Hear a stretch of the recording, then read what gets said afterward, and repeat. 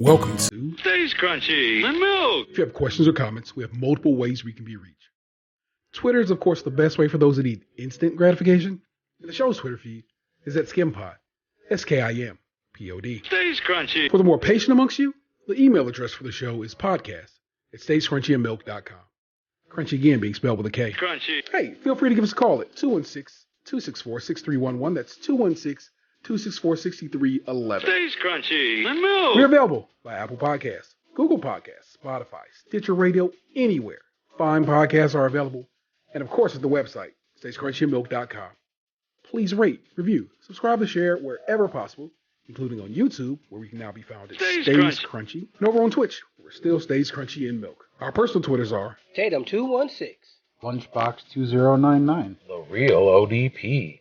and I'm your host, the Internet's Tayrell713. Stays Crunchy. Stays Crunchy. Stays Crunchy. Stays Crunchy. Stays Crunchy. Stays Crunchy. In a world where kids my age is popping mollies with leather, sitting on Tumblr, never outside or enjoying the weather, can name a sweater but not a talent or don't know whether or not they got one. Tried to change their life for the better. I was the drama club kid. I run where the fun did. My nuts itch. I was defiant. Always said fuck shit. Hated the popular ones. Now I'm the popular one. Also hated homes too till I start copping me some. See, I don't bees in the trap, nigga. I bees in the bees. And I be gassing up my buzz like some bees at a shell. Fucking sick and getting bigger like I sneezed on Adele. And bitches getting touchy feeling like they reading some braille. I bust quick like gun holders and short tempers and well. I try to tell the kids like fucking start being yourself. These fucking rappers got stylists because they can't think for themselves. See, they don't have identity, so they needed some help. But really, boy, poses looking silly, boy. I'm in that past preem shit, older than Titty Boy. Not a diss, but same with ice cream. My shit's Dee Dee Reese, not Kel Smith.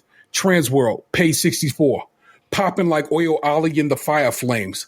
I'm harder than DJ Khaled playing the fucking quiet game. The fuck am I saying? Tyler's not even a violent name. About as threatening to stain windbreakers and hurricanes, but he rapes women and he spits wrong like he hates Dennis. Goddamn menace. 666 and he's not finished. And my shit's missing. He hates women, but he loves kittens. See, y'all niggas tripping, man. Look at the article that says my subject matter is wrong. Saying I hate gays even though Frank is on 10 of my songs. Look at that mom who thinks I'm evil, hold that grudge against me, though I'm the reason that a motherfucking son got to eat. Look at the kid who after 9 who tried to blow out his mind. But talk his money, I said, hi, I guess I bought him some time.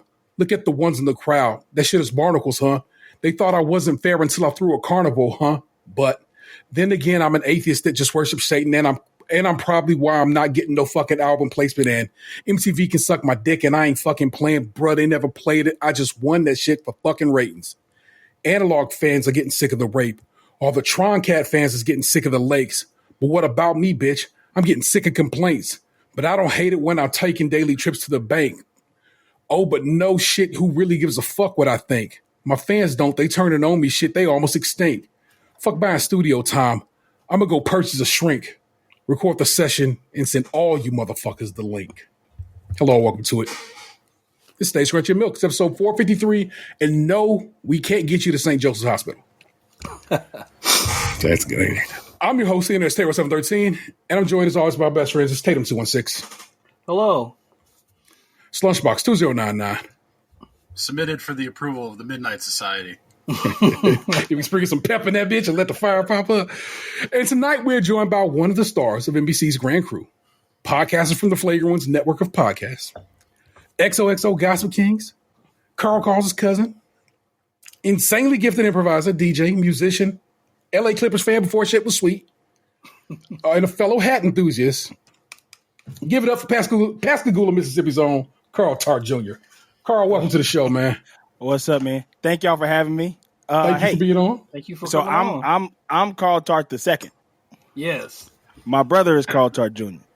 Oh my goodness! You've explained this before. And you have explained this. If you listen to Carl on his various shows, he's explained that. Yeah. His accomplishments could have been longer than that rap that you just did. Oh, there you go. It was a lengthy Tyler verse, and I was just like, it was that one. It was going to be this Fiend verse, and this Fiend verse, I couldn't spit it like Fiend did. So I was just like, I'm going for the Tyler verse. At least I can just read it out loud. I'm just glad to see you're putting that cardio to good use now. I do have a couple accomplishments since we are on a podcast that I think are pretty important from Carl. Very good. One, you're one of the only people that on Why Won't You Date Me that you had her so engulfed in the conversation that she didn't ask you why would you date her at the end. Yeah, I think I'm the only person. You're. I think everybody else like she called back and asked later, but you're like the only person for that. I think you helped on the podcast. You helped get Whitney Houston into the Cleveland's own Rock and Roll Hall of Fame because like right after that episode of that why aren't there in the Rock and Roll Hall of Fame? She got in the Rock and Roll Hall of Fame like right after that. That's crazy. Who else did I say on that was Aretha Franklin's in it? Was it Shaka Khan maybe? Whitney was definitely somebody who I was. I don't remember the whole episode, but I do remember that for certain. Like, I remember that. What else? You do have the best origin tale on Doughboys. Like a lot of people go on there and they're like, "Oh, okay, I picked Dunkin' Donuts because I drink it every day." Like you had a whole good backstory on why you picked Roscoe's Chicken and Waffles. Like I don't think nobody can touch that. Yeah, that was fun. That was my first one. Yeah, they took me to Waffle House. Yeah.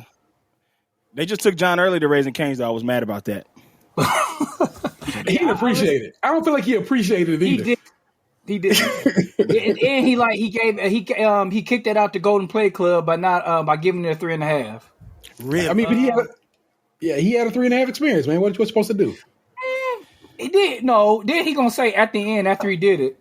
I had COVID, so I probably couldn't taste. Come on, man. Because like the tenders at Raising Cane's, no, they're not seasoned to death, but they are brined. You can tell they're brined. Yeah. So for them to say it's not seasoned, I really couldn't be. But the sauce is where the seasoning is. Well, the sauce is balls. That was the point. That was the point they were making. They said that the it's more of a conveyance for the sauce than anything else. And I'm like, I kind of got to agree with you, man. Yeah, but if they allow the people to dictate their sauce, then they can dictate their own spice level, their own seasoning level. If you just drown it then you're telling people what they want rather than giving them the choice. Hey, man, I like that they serve tenders, bread, coleslaw, and an allotment of beverages. And you got to make it a sandwich. You got to make it a sandwich. That's the way to go. I fried some fish the other day, and I had some sauce left over from my trip to Raising Cane's the other day, and I dipped that fish in it, and it was fire. The sauce is boss. The chicken is kicking. That's what's up, man. That's a wish. So me and Aunt met Carl oddly enough at a Doughboy show right before the pandemic. It was like, I mean, it was January and so whatever, and then pandemic kicked off. So I mean, I can say I know Carl, and I mean, but I don't really know Carl. I'm more of a parasocial friends with Carl. You know what I'm saying? Because I know all about Carl because Carl be on shows and talk about himself. Carl don't really know me like that. So it's not like Carl knows of me like that. So I'm gonna talk like I know Carl real tight, but I'm not super tight with that. So don't take it that way. But that's the dude. I talk about him regularly on this show. I try to make any and all people watch his shows, watch the show, that first season show. I'm like, y'all got to be out here watch my man's show because I need him to get a second season, so forth and so on. I appreciate. And then I saw that during this whole basically the for your consideration events that was happening over the last few weeks, that they was talking about, hey man, we should. They basically like trying to push to get you an Emmy nomination. Oh, and I hope that shit go down, bro. That would be nuts. I think it would be. I think it'd be nuts. But also, I like the character Sherm. I like how you play him and what you bring to the table on that, man. I don't know. I just fuck with it. So that's what's up, bro. It's not on my list, but a good question is, how did you get into acting, man? What made you think? I mean, I know like you were an improviser, but I assume those things kind of go hand in hand. Yeah, so my mom is an actor. That's why we out here.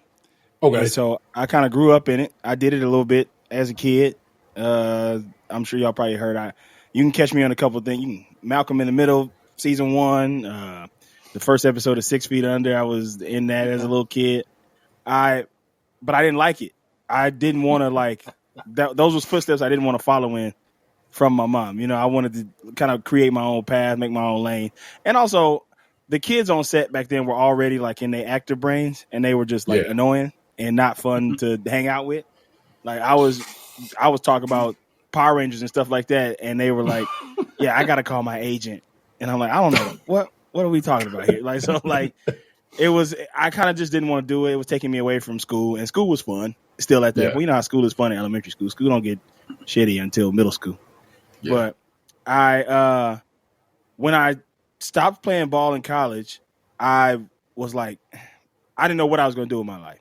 So I started doing background that was an easy job to get, just to like have money in my pocket every day. Cause I knew I wasn't going back to school, but you know, mom's was like, you ain't just going to be sitting around all day. So I was just like, oh, you know what I could do? I could just go back to doing background stuff.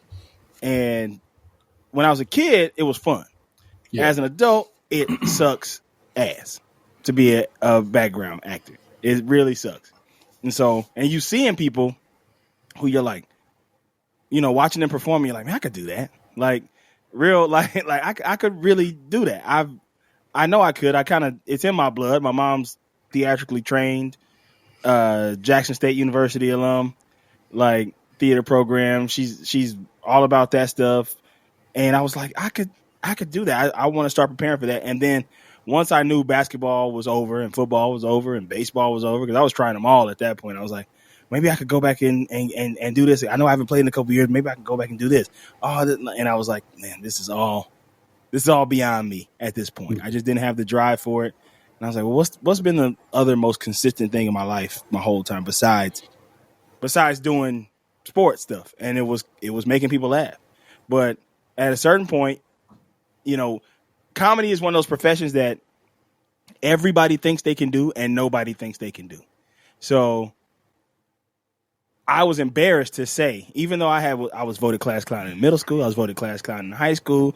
I was always known as that goofball, that funny guy, that person who, you know, even from elementary, when I was a really little kid, like making adults laugh and having do little stuff, because I was a pretty shy dude also, but I started researching how people got on Saturday Night Live. And I was doing everything in silence. I wasn't telling my friends. I wasn't doing nothing. I was like, how do people make it to that show?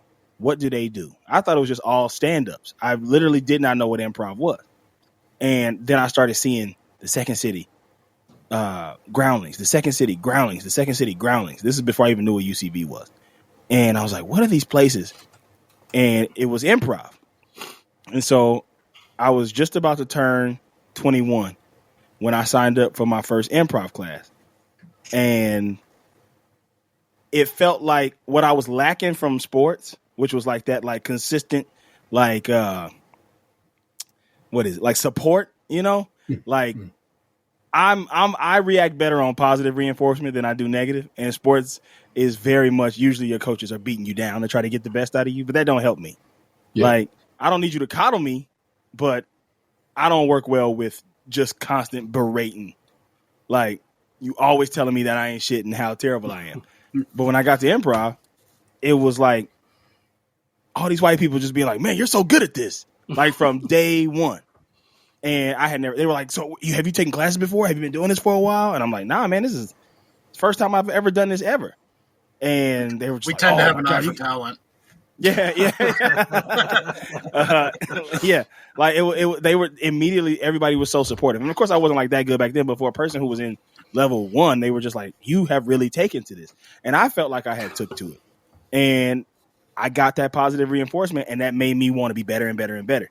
And so I started doing all the research on it, started reading all the books, started researching how everybody became as good as they are, watching all the old reviews, all the Second City reviews, seeing like Tina Fey and Adam McKay and them back in like the mid 90s, seeing 70s ones with terrible footage. It was security camera footage back then, but like Bill Murray and, you know, all those folks back in the day, like learning about the whole history of Second City and Groundlings and stuff, and going to seeing all the shows I could see. Because I was also, 20 years old, living at home, not going to school. Mom's on your head for everything. You breathe wrong, she mad that you there. And so, like, I was like, let me just stay out of the house for as long as I can. And that's how I occupy my time. And then acting kind of just goes hand in hand with that. And the way that Second City's curriculum is, they teach you more kind of theater than they do. Like UCB is like strictly improv. It's all improv based. It's just teaching you improv as a science. Second City is teaching you how to perform, like because Okay. they put those reviews on. They put like, do y'all ever go over to Chicago? Y'all in Cleveland, right? Yeah. Yeah. Do y'all ever go And over to Chicago and see shows at Second City? no, I mean we were actually just in Chicago in December. Something like Yeah. that. Yeah. We were just there, but we hadn't even considered going to see a Second City show. So maybe. Yeah, y'all should check it out. It's really cool to see. Really like, and you'll probably see somebody who, will be the next person. Like I remember the first review I saw in Chicago. Tim Baltz was in it. Mary Sohn was in it. Edgar Blackman was in it.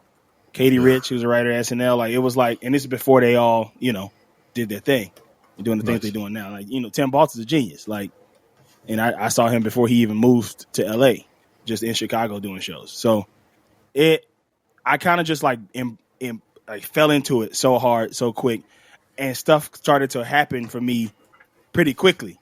So like 2 years in, I get cast in the CBS Diversity Showcase, which is like this big thing that CBS Network puts on because they're always getting criticized that they don't have enough diversity on the network. So they put on a diversity show every year where they audition, like they say 5,000 people, but it's probably a few hundred to 1,000, like somewhere in there where they audition these comedians and get recommendations and hear about people and stuff. And they narrow that down to like a cast of like 20 people. And I was in that. And that cast was pretty strong. I'm 23 at the time, so this is 10 years ago now. That was Nicole Byer was in that cast. This is where I first met her. John Milheiser, who was on SNL for a year, who was also good friends with Nicole. Allison Rich, who wrote at SNL for a year. Leland Bowden, who else? Jeff Hiller, who's y'all see him pop up on all types of shows on 30 Rock all the time. He would always play like whenever there was like a hotel clerk or something, it was always the same guy but a different character. That was Jeff Hiller, like just tall, bald head dude. And that cast was just like a bunch of dope people, and we all became super good friends doing this show. And that just puts you in front of everybody you need to be in front of in like Hollywood. And you start auditioning and you start getting on that audition circuit and they start knowing who you are. So they start bringing you in more.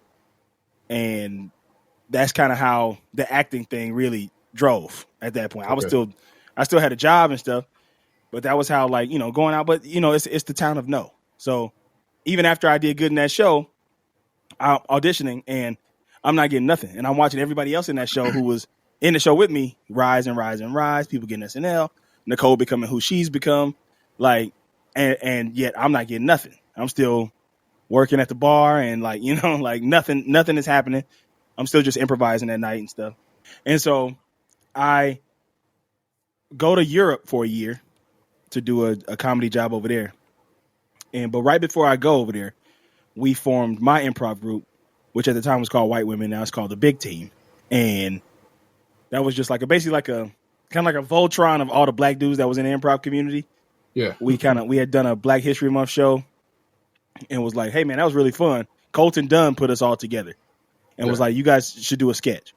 Here, meet up with these people and do a sketch. That's kind of how he just threw us together. And we all like did that show. And then we just was like, we should start a group. This is fun. And it was great. And then I went to Europe for a year, came back. So in that whole year, they were kind of rising the ranks at UCB. And I just kind of jumped on with them and made the house teams at UCB and stuff. And just that's how the popularity kind of grew. And that's when the no's started turning into yeses a little bit. Not a ton, but, a little 2 lines here, little small part here, 3 lines here, do a walk on here. And then after that, I got the Mad TV opportunity. And that was my first writing gig. Okay. So that's kind of where the writing took off. Different from acting. I actually wrote that down on my list of questions. I ain't trying to ask you how much you make or anything like that there, but what is the one that pays you, I guess, more consistently? Is it acting or writing? Which one, like, checks will always keep coming in for this, but not always for this? Or is that, or do like the guilds or whatever take care of you? Yeah. Great question. So acting is few and hard. This is hard to come by. Like, so the position that I'm in at this point, a series regular on a network television show is the best thing in life. It's the highest point. It's what everybody out here who's on these auditions is striving to get.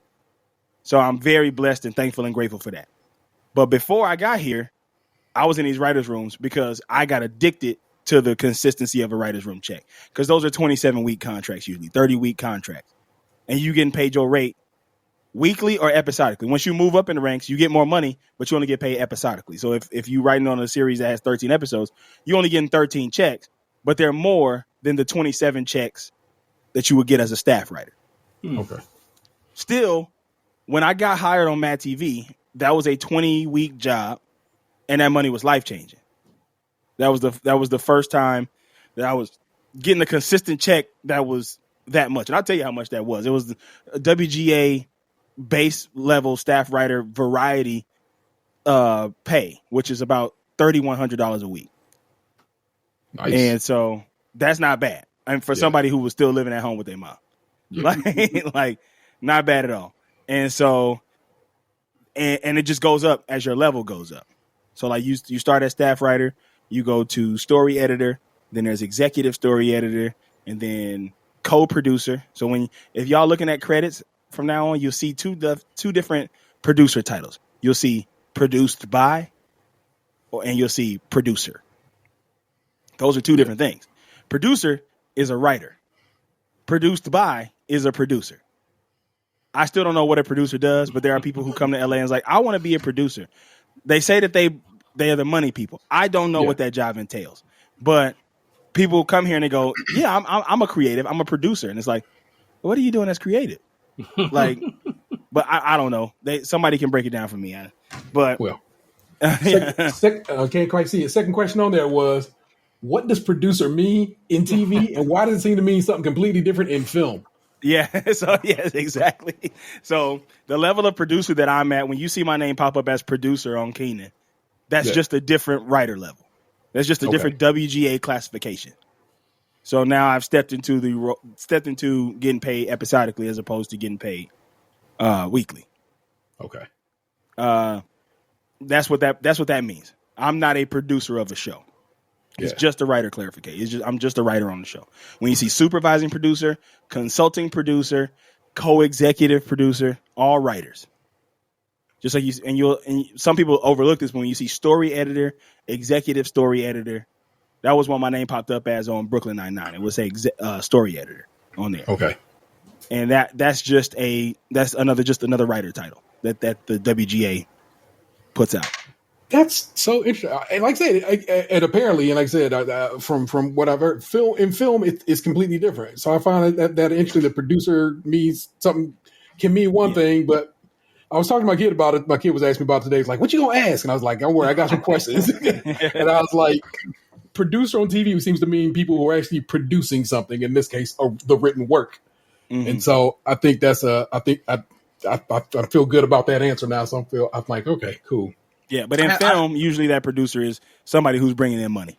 Yeah, I thought so. That's just where the bread comes from. So it's like they are paying to get the film made in some way, shape, or form. Okay. I'm sorry, Box. That's all good. I have a piggyback question when it comes to writing. Mm-hmm. So has there ever been a time where like you wrote something for a show and the way you envisioned it and wrote it came out completely different than the way it ultimately ended up on the show or the program? Oh, hell yeah. Yeah, I mean, here's another secret for y'all. Whenever we say, watch this is the episode I wrote tonight, notice that a lot of writers will put like an asterisk by that because, my name is on it, but here's how the writing of an episode will work on just an episodic television show. You'll start breaking the story. It'll be 2 weeks. Usually takes about 2 weeks. So the first week, or 3 weeks, it's a 3-week process basically for each episode. The first week, you'll break the story. You'll get all the points, the A story, B story, C story, what ideas you want to do. The showrunner is the person who picks the stuff. So the writer's room is there to give the showrunner more ideas. The writer's room is there to help the showrunner. So the showrunner says, I want to tell this story. How can we accomplish that? The writer's room chimes in with pitches and how to do it. How we can move it from here to here to here. And we can say this, we can say that, we do that. Everybody's pitching on it. Then once that happens, once the story is broken, you'll then go into outlining the story. So outline the story is when you actually break it down by act, and you put in the act break. So this is what's going to happen in Act 1. We're going to establish it. We're going to establish the A story. Get a story move on the A story. Establish the B story. Get a story move on the B story. Establish the C story if there's a C story. Second act, of course, is the taking that story to the next level, the conflict or whatever. Third act is the resolution of those stories. And once you get those in order to how you want to do them, literally by scene, basically, you will write an outline for that, and then you'll come back. Y'all review the outline, see what works, see what doesn't, and then once the outline is signed off on by the showrunner, then the said writer of that episode will take that outline home that everybody in the room has contributed to. They'll take that outline home, and that's when they will write the dialogue. And so those are their words, but everybody has contributed to those words. And there are certain words that have to be said. And so once you get a week to do that.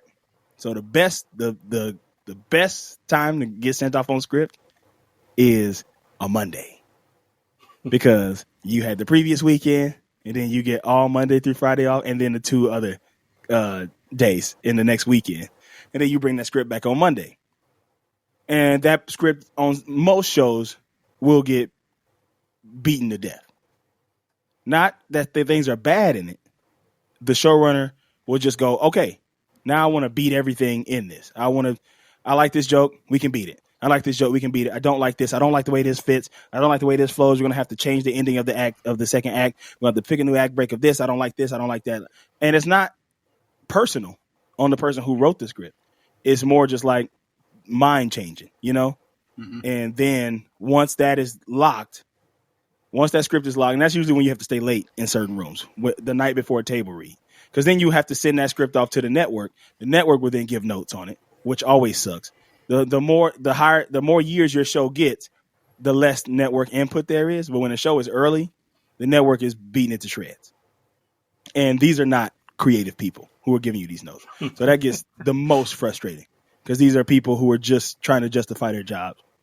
And they think they're creative, but they're not. And so the core of this job is to be creative yet flexible. Yes. Yeah, you got to be flexible. And then once that script is finalized, you got to work on it all night again, fix it, and then the next day is usually the table read.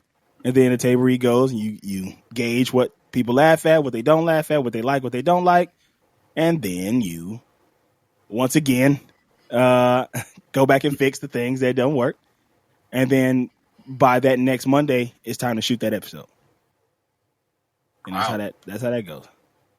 That is a lot. that is a process. Good that's why it's man. That's a 30-week job usually for a 10-episode season. Yeah.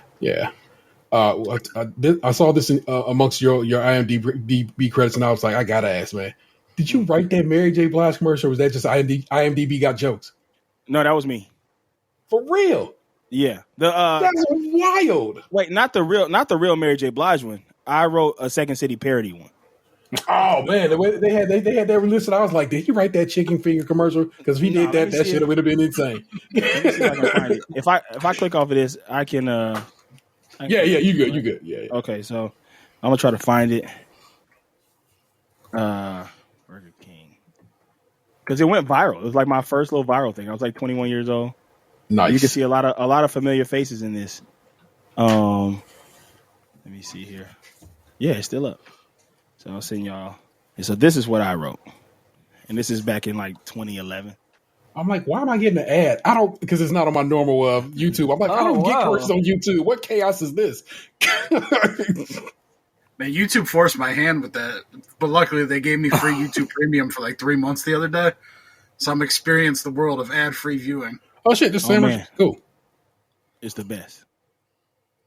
They've been getting ridiculous with the amount of ads that they force into every video now. It's like 2 ads every like minute and a half. YouTube Premium is the bomb. Holy shit. All right. Yeah, that was very good. Holy shit, that's insane.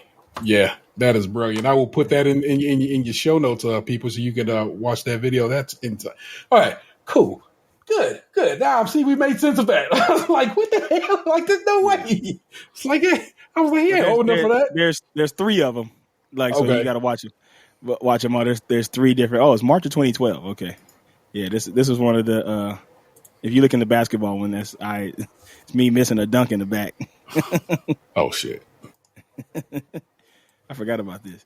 But yeah, it was all the elements of like making these commercials just super black and unnecessary. Oh no. Who was playing Mary J. Blige in this? That is Naima Funk, who was on Wild 'N Out back in the day. Oh, I remember her. Oh, there you go. There you go. Missing the dunk. Yeah. And we got the steppers in there.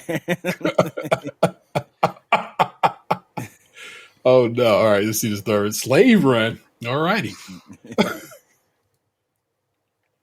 Oh shit! And speaking of Wild 'N Out, I saw yesterday that Nick Cannon impregnated 2 more women. That's good for him. Yeah. He'll finally get him some new kids. 11 kids? He's going to need that Elon 43 bill we were talking about earlier to take care of them all. Holy smokes! I'm sorry. I'm just. It's brilliant. My man in the Laker jersey sitting next to the slaves is real.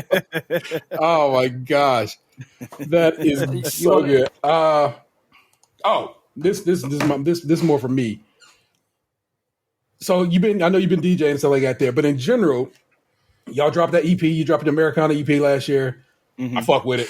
I'm saying, thanks, but that's my shit. And so I'm just like, you think you gonna make more music? Yeah, we'll get back in there. I get real self-conscious about stuff that I don't do regularly. Yeah. So, but I definitely will get back on there. I got a couple songs where I'm singing on the hooks with the fellas and stuff, and they're also really talented rappers like Lamar and the homie Curtis Dro. Y'all got to check out Dro's music. Phil, of course, Phil Augusta Jackson. Yeah. So I'll hop on songs with them every now and then. They've been trying to get me to do my own little pseudo R&B, like lifestyle Larry June type EP. But I keep dropping the ball. But I definitely get back in the studio. I'll definitely be back in there. But DJing is like real taking up a lot of time now. I dig that. I like that they like that they were saying that. I don't know. I just feel it'd be dope to like, oh hey, that's a world famous actor, and he also can cut up on the 1s and 2s and shit. Oh yeah, Did you ever get that residency, that Vegas residency? That's for real. Now, was you ever a crate digger, like a records kind of dude, or was you always more on the what is it, Serato? Is that what it's called? Yeah, I use Serato, but we learn on vinyl. On vinyl, so I got the Technique 1200s right here, Very and good. that plays vinyl, and you can set the controller up to it. Yeah, Pioneer S9 mixer. And but I ain't got no space for records, like not currently. Like this room already looks crazy. Putting records in here would be insane. Let's see, like right there, you can see this is the overflow. My shelf of records is finally full, and so at this point, it's just starting to grow on that side of the room. And it's only going to be so long before my lady starts talking to me bad about it. So it's I got to get another set of shelves sooner than later. So I'm a pretty decent vinyl head. And you DJ too? No, but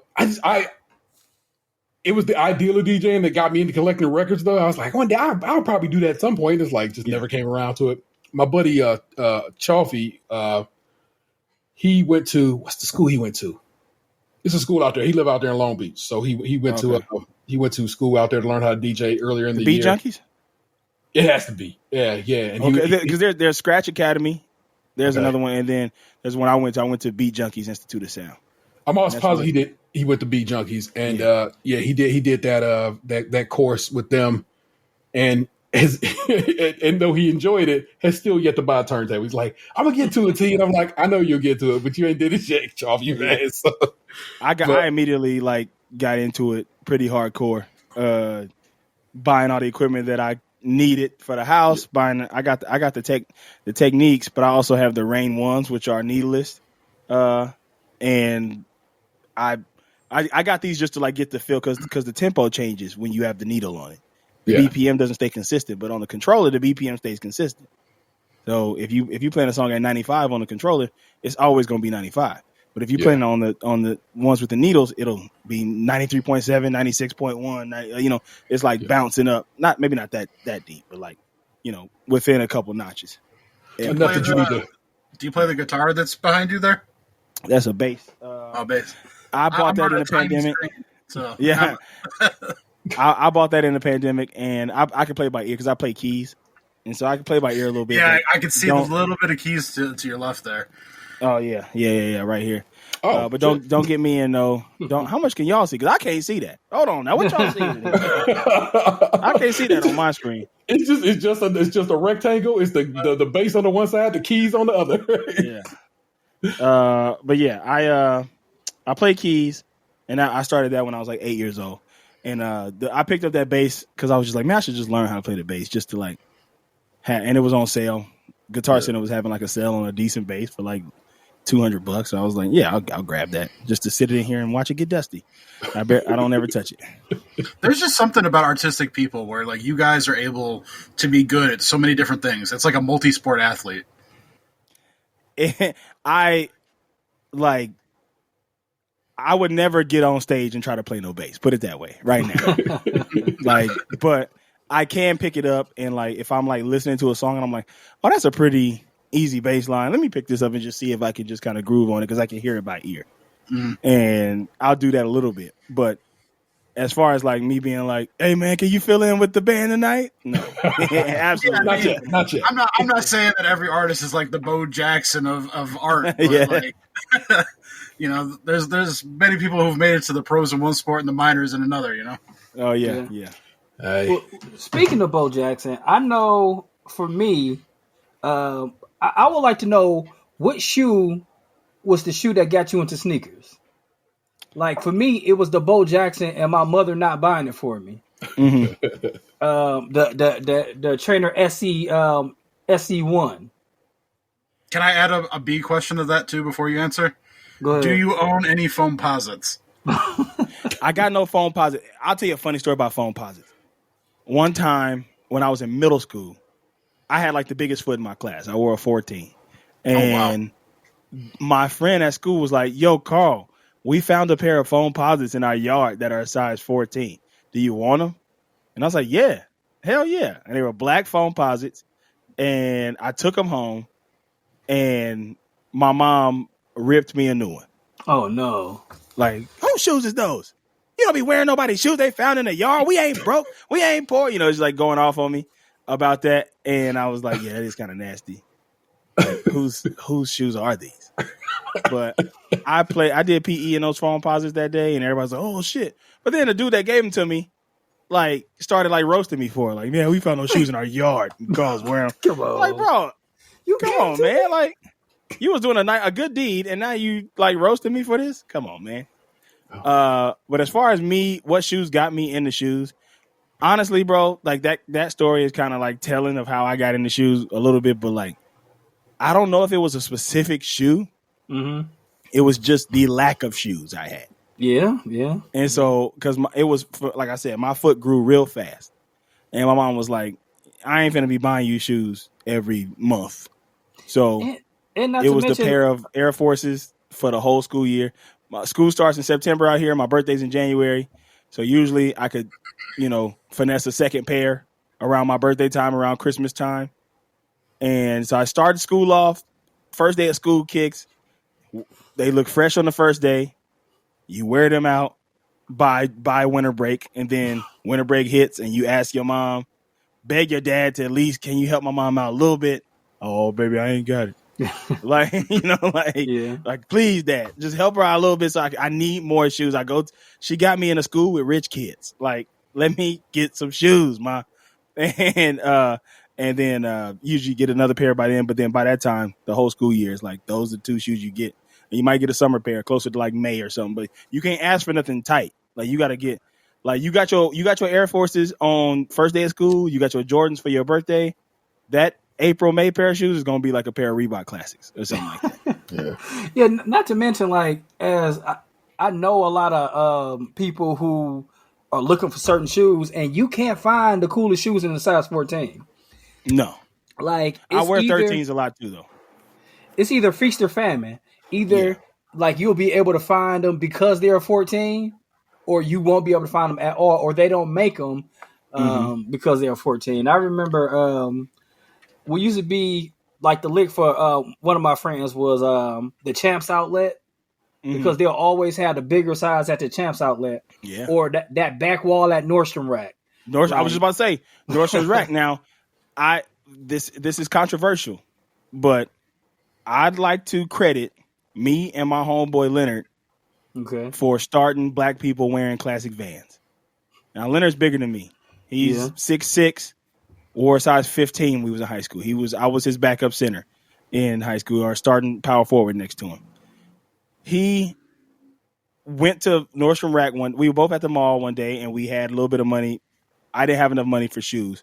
His mom would actually buy him Jordans and stuff. Like he comes from like a more of a upper middle class family. But I didn't have money like that. My mom had like $50 for me. She's like, make it stretch. Like, make it stretch at the mall. So we went to Nordstrom's Rack, and I didn't even know. This is the first time I ever went in Nordstrom's Rack. It was the first one that they had built out here. And we went to that back wall, and they had a few pairs of just like classic Vans on the wall for like $20. So I was able to get 2 pairs. But at this time, this is 2003, 2004.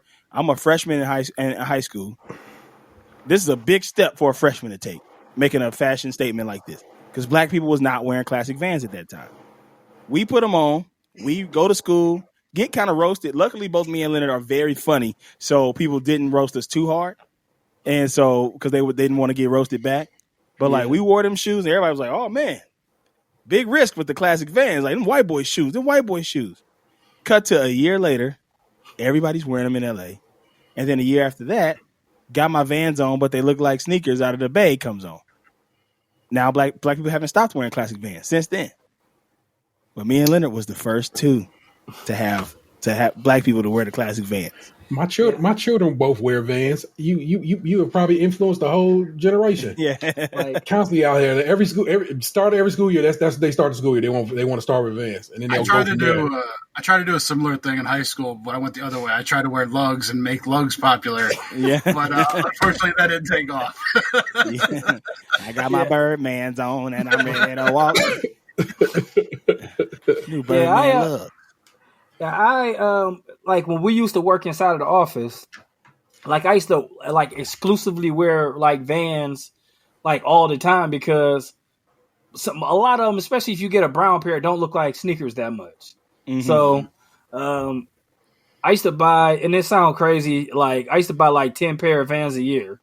But those are the only shoes I would throw the box away for.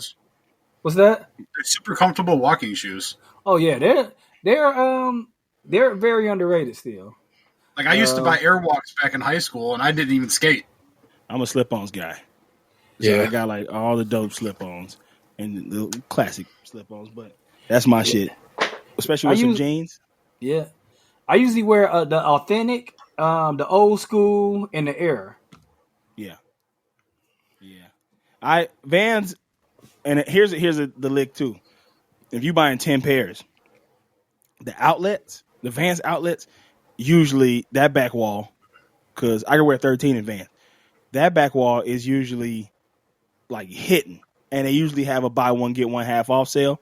Yeah. So you go and you get a pair that's $40 already marked down to $40, and you get another pair that's already marked down to $20. You paying $10 for that pair, and the $40 for the other pair, so that's $50 for 2 pairs. And then you could that's how you stockpile the Vans. Like it's just like constantly, rotating them shits in. Yeah, I used to always scrounge the net for Van Vaults, because Van Vaults are like the upper echelon that cost a little bit more, but once you get past that season, people not gonna pay all that money for them, and they write down to half off. So I could talk forever about shoes. Yeah, my Vans on, jeez. That's definitely shoot. If you notice, I don't really have nothing that's like crazy, like rare and stuff like that. I got a few pairs that that right there is a pair of Virgils that I got like around the time of his death, and I got a couple pairs of ones that I got in these boxes over here. and some threes and stuff like that. But I'm not like a person who's like, I got to win this raffle tomorrow. I buy what I like. Yeah. And for me, it's more of just the freedom now of it's probably trauma. It's probably something I should talk about in therapy. But like, it's definitely just comes from me not having shoes like that and me always wanting to be a shoe guy. And now I can be. That's all it is. Yeah, it's funny. Like, the one shoe that's really hurting my feelings right now is the fact that I can't get a pair of Dunk Lows. Because, like, Dunk Lows were like used to be my go-to shoe, and the Pandas. The Pandas, yeah. Everybody wearing the Pandas out here right now. And like the fact that like they used to be like $30 and nobody wanted them, especially the lows. Nobody wanted the lows. I had low dunks from Ross, bro. I had a pair of navy and white Dunk Lows that I found on the shelf at Ross. Yeah, Ross used to have a selection. I don't know how it was in Cleveland, but back in the day, we in just like 06, you could go to Ross and find something crazy. Let me see. I think our Rosses now are full of Echo. Rockaware. Yeah. Found these right here. $30 in Marshalls. And that's a patent leather lime green Force. Yeah, I remember those. Like they just came those came out like in 2019. Yeah. $30. Because nobody wanted this colorway. I rock these shits. Oh, I got a rose gold pair that I haven't pulled out yet because every time I put them on, I'm always kind of like, nah, too much of a statement.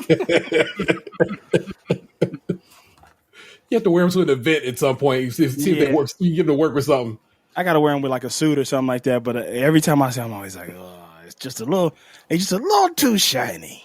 Wear them with the Arby's outfit. Hell no. I'm never pulling that shit out again. I didn't give it up. I donated a bunch of clothes. I was like, I can't donate to Arby's. But I'm never going to put that thing on ever again. Okay. It felt a little bit too intrusive. The fans got a little bit too much in there, like, yeah, now spin around for me. You know what I mean? I was gonna say maybe put it in a shadow box and just hang it off to the side. Yeah, like, look, once upon a time you say Arby sent me the hookup. Arby sent me this. Yeah. It's fair. All right, my kid told me to ask you this one, so I had to. He said to ask, "Are you a Coke, Pepsi, or Dr. Pepper man?" Ooh. Okay, so that's an interesting one. If it's burning up hot outside, man, that's a great question. Because I rotate all three, you know, and when I'm doing dark. Honestly, the real answer when I'm doing dark is root beer. Barks to be exact. We literally just talked about that like last week. Yeah. I got the A&W Zeros in the fridge right now. I'll pop one as soon as we get done. But like, if out of those three, Dr. Pepper is always one that's like refreshing. Yeah. It's a sneaky drink. I feel people sleeping on Dr. Pepper, man. Yeah, people sleep on it. I want to know what them 23 flavors are. Also, Coke. Ice ain't nothing cure a hangover better than ice cold Coke in the morning. That's I don't know if y'all indulge in the adult beverages and the aperitif, the spirits. I just got finished drinking one of those new spiked Simply Lemonades. Is it good? Oh yeah. Spiked, huh? Yeah, I saw. Oh.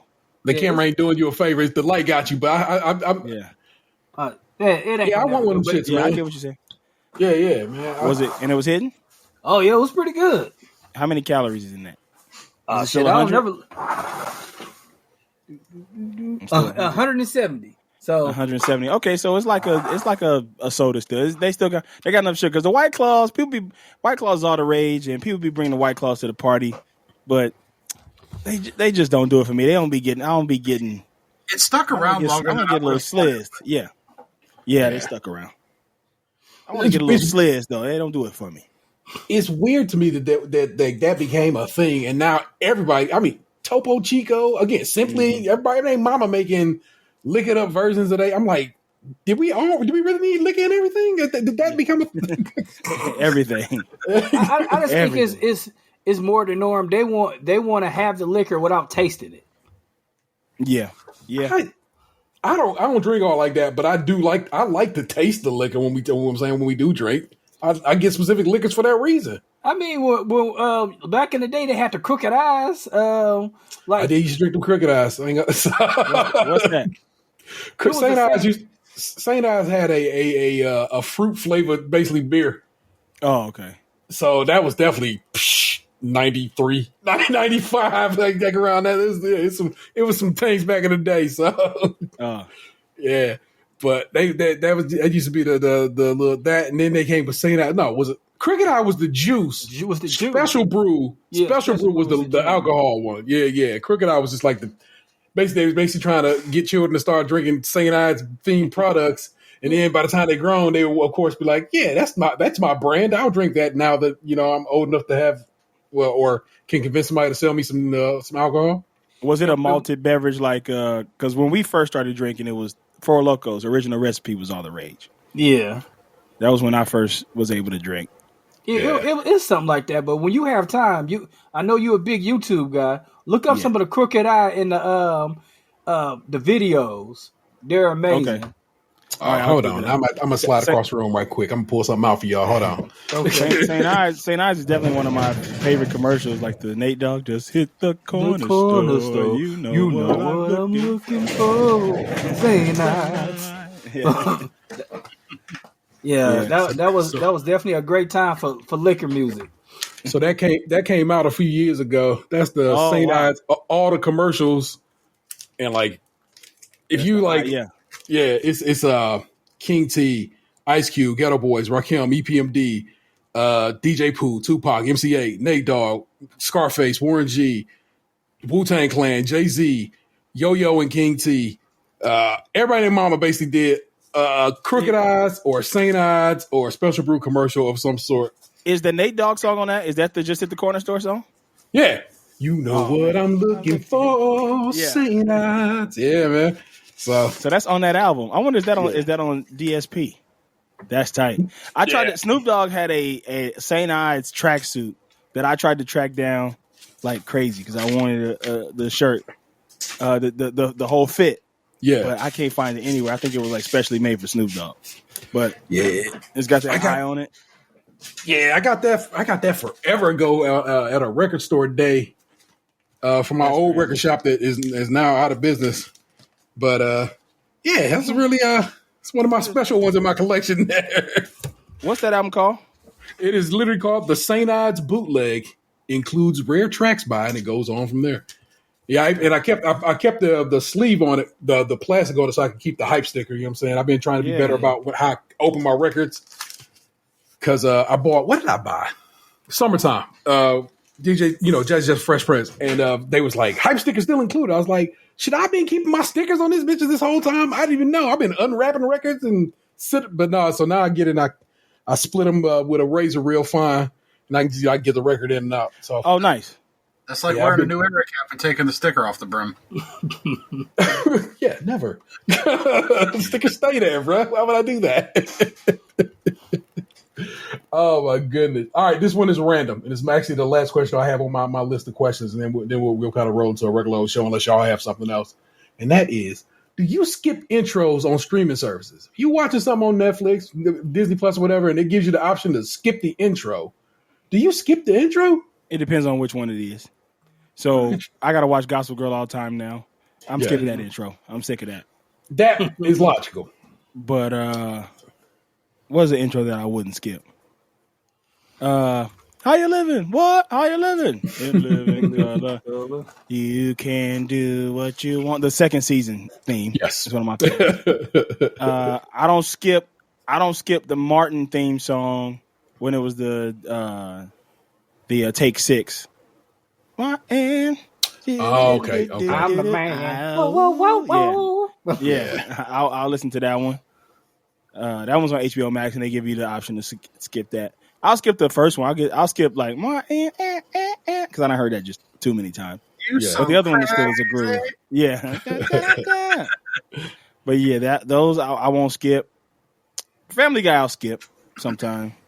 But that's like one of your favorite shows. So it's at this point you have, unless they do something to change that intro up greatly. Yeah. Yeah. So I happened to that came to me the other day when I was watching Stranger Things, and it popped up as a skip intro. I'm like, why would I skip this intro? This intro's I love that intro. It's got that good like spooky music. Plus, them shits only come out like every 4 years at this point. Yeah. No, I'm a savor every moment of that shit. I didn't get to watch. I didn't get to it. Stranger Things. Hey man, if time is ever on your side, or you know what I'm saying, you out of town, you need something, just throw on, start that series, run right through it. It's a pretty good time. Got to give it up to them, man. They made a pretty damn good show. I cannot deny it. So, all right, that is what's going on there. All right, y'all got anything else y'all want to ask before I jump into a regular ass show? I think I'm pretty good. Very good, very good. Thank you for that. All right, I call this one. You know what I'm saying? No, normally we do a couple of news stories about in the great state of Ohio. We've had, some people are like, oh, what's going on in Ohio? Let me tell you. Mm-hmm. But this particular one, I think I literally want to start a series based on some shit like this. If we come across a gentleman, I want y'all to know this shit. I call this shit grand opening, grand closing. Tamir Rice killer Timothy Loman hired as police officer in small Pennsylvania town. And I could go through that whole story right quick. Damn, that's bullshit. They hired that cop who killed a child in this town. But then literally hours later of that same day, he quit. Let's click over to that story. Timothy Loman withdraws from Pennsylvania police job day after news reported hiring.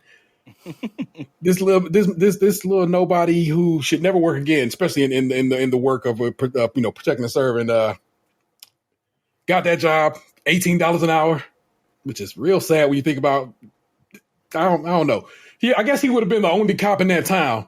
So maybe that's a fine, amount of money for that particular police officer. But he quickly lost that job once the mayor was like, "No, bro, you can't be hiring this child killer to be in my town." So, yeah, like I said, I don't even want to delve deep into it because it's always going to be a sad story. That shit happened just up the road from here, and but I definitely, like I said, if I come across more stories like that, we have a segment now to put it in. I'm gonna call that shit grand opening, grand closing. Believe that. I'll definitely keep that in mind. Yeah. So you come across something, you let me know. But it's always worth tape, Ant-Man. What you got for us this week? Oh man, I got a little story. This week, my hot water tank busted. So Saturday, I was working on another project. So because I know we were talking about shoes earlier, my whole thing is I don't leave the house no more. I'm trying to get down to 40 pair of shoes I have and get rid of the rest. So I'm getting the room ready for it. So I go into the basement, I move this rack, and I notice there's some water on the floor. I'm like, oh shit. I call my partner. I was like, hey, oh shit. Luckily, we ain't doing it live today, so I got you. That's an easy edit. So I noticed there was water on the floor. I let her know.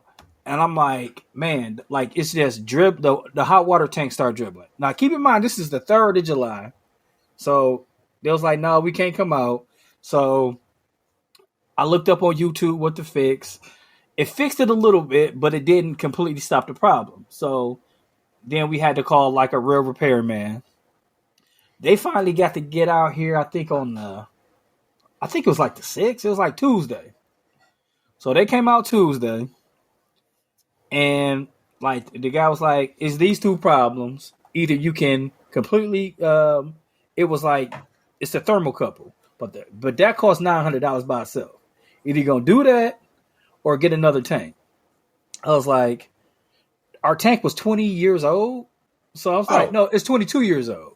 I was like, let's just get another one. So we get another one. He puts it in, still dripping a little bit. He said, let me check the water pressure. He checks the water pressure. Now, I'd already looked some of these things up. Our water pressure, what's the matter? Our water pressure was at 160. Your water pressure for your house is supposed to be between 40 and 80. Damn. So, we've been living here for about 8 years. I don't know how much shit I don't have to replace in this house. When we were first hooking up our washing machines, hose busted. First day. I've had to replace the filling tank in both toilets, all these things over these The dishwasher. 8 years. The dishwasher, yeah. Every problem that we've had in this house is because of the water pressure has been 160 for 8 years. Like quadruple what it should have been. And this caused all these problems. So it was funny, like, so the guy fixed the first thing. He came back with a pressure sensor, fixed that. He was not going 5 minutes. The pressure was so intense, it busted the previous shutoff valve off, because he, like, right above the shutoff valve is where like the old workings. Yeah. So it busted because of the pressure was so much between where it starts to slow it down. So I had to call them back. They replaced that for free with no problem, and it was just like it was. I felt like it was such relief, because it was like you could tell the difference like right away, like the difference between how the water was just flowing in the house. And Where do you even source that? Where does that problem start at? From the city. The city, like so, right where the water comes into our house, it's a shutoff valve. Yeah. So that's like where it initially comes in at. So we can turn that off and on. But he was saying that seemed to be getting bad too. But I have to call the city to turn off the water in order to fix that. So that's a whole nother problem. Jesus Christ, man. And in this city, we live in Richmond Heights, right outside of Cleveland. At least 2 times a year, there's a water main break. I think they doing that shit on purpose so they can be like, "Hey, City of Richmond, come fix. We need to fix our water again." It's always a water main break here, all the time. So, man, I want to sue them. Do you have a bidet installed in your house? A what? A bidet? A bidet. Man, if I'd have been getting my asshole tore up. That's what I'm saying, man. You tearing the skin off. The only reason I bought the same bidet you have. The only reason I didn't install it, because we've been thinking about not thinking about, we've been preparing to move, and I didn't change it because I was like, man, we probably if we move, and I ain't gonna want to take off a bidet and put another bidet on. So that's the only reason I didn't put that bidet on. I'm glad you didn't. You would have ruined it or had a bad time. I mean, it's the gateway to getting plugged. So, not plugged, pegged. It's the gateway to getting pegged. The gateway peg. Oh my god! So the city controls the water pressure? Yeah, like they control how much like water goes in and out through your plumbing. Yeah. Wow. I wonder. So at my grandma's house back in the day, in the South you take baths. Yeah. I ain't started taking showers until I moved to LA. I was always taking a bath when I was a kid. But then when I started taking showers, I'd go back to my grandma's house, try to take a shower. That water would come out so hard that it would hurt. Yeah. I was like, "God, what's wrong with this shower? It feels like knives." And I wonder if that was what the problem was. I wonder if it's a water pressure issue. The water pressure, yeah, it's like I could tell immediately, like just the way the water came. Like, so in our kitchen, like we got a hose, the on and off, and I remember I enjoyed how much pressure we got from you washing dishes, and I don't got to worry about scrubbing because I could do it. It doesn't even do close to that anymore. Like, that water was coming out with such force. Like, it was quadruple what it should have been. So it fucked up a lot of stuff. But, I mean. That's good. But like I said, y'all in the midst of trying to buy a new one and sell the old one. So that's good to have found that. And we'll hopefully get that, taken care of. That's wild. Yeah, it was, it was, yes, I had to, I like any other thing that happened that day, like, replacing a water tank is about $1,000. Yeah. So I knew that was the amount of money that we were probably going to have to spend. Granted. So then, like, they put on another overflow tank. Didn't have to worry about that. But, like, the main problem all these years has been this one thing. And, like, I mean, y'all know all the stories I've told on here about, like, I had to replace the washer in the shower, or when my niece broke the sink, the sink in the back bathroom. It's always been something, but it was like the underlying issue has always been the water pressure. And I know you edit the show, and you hear sometimes we turn the water on, you hear in our house. So, whew, man. Well, that's insane. I'm glad, like I said, I'm glad you arrived at a good fixing point, man. But, geez Louise, bro, that house, man. It's been a real journey for you, man.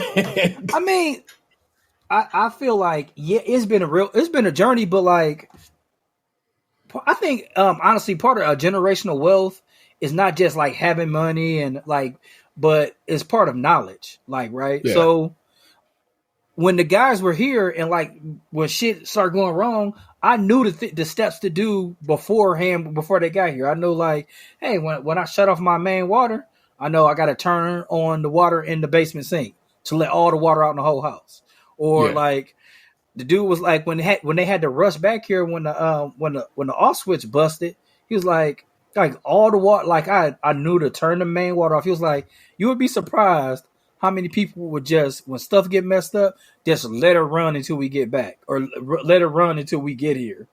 And like, we gotta, work and muck while we're trying to fix the problem. I was like, I just couldn't let that happen. Like, I still gotta live here because this is my friggin' office. I'm not gonna, I can't be having water down here. And I don't know. I kind of feel like knowing the little things to do and being able to, tell the boys, like, this is what we got to do, because I mean, every time you're not going to have the money to buy a new hot water tank. You got to know something. So, yeah. Well, good. I'm glad you was on that, man. I already I pretty much prepared boxes of story time this week. So this one starts with me having to quickly share y'all some sounds. Okay. So let me do a quick share. We're gonna click that. We're gonna give you some system audio. Share, and I'll push play. Oh, very good. You give me a thumbs up if y'all can hear it once I push play on it. Lastly, great ass. Considering were to get $8 million in a conditional draft pick for a guy that at best could have gotten you a third round compensatory pick 2 years from now, lastly, turn it down. Considering where they were to get $8 million in a conditional draft pick for a guy that at best could have gotten you a third round compensatory pick 2 years from now is a solid return. Grade A. So I think it was a pretty varied bag from the Browns. Good point, fans. Lunchbox. I give it a yeah, how would you guys rate? With what they had to work with. I can't give it an A. They only got. So the voices that you heard there are members of the recently formed Ultimate Cleveland Sports Show. Now, the person who named me directly there, those of you listening, I'm sure are familiar with his work. He is the person who created the Cleveland video, the Fun Times in Cleveland Town, everyone. Mike Polk Jr. Okay. So the story behind that was I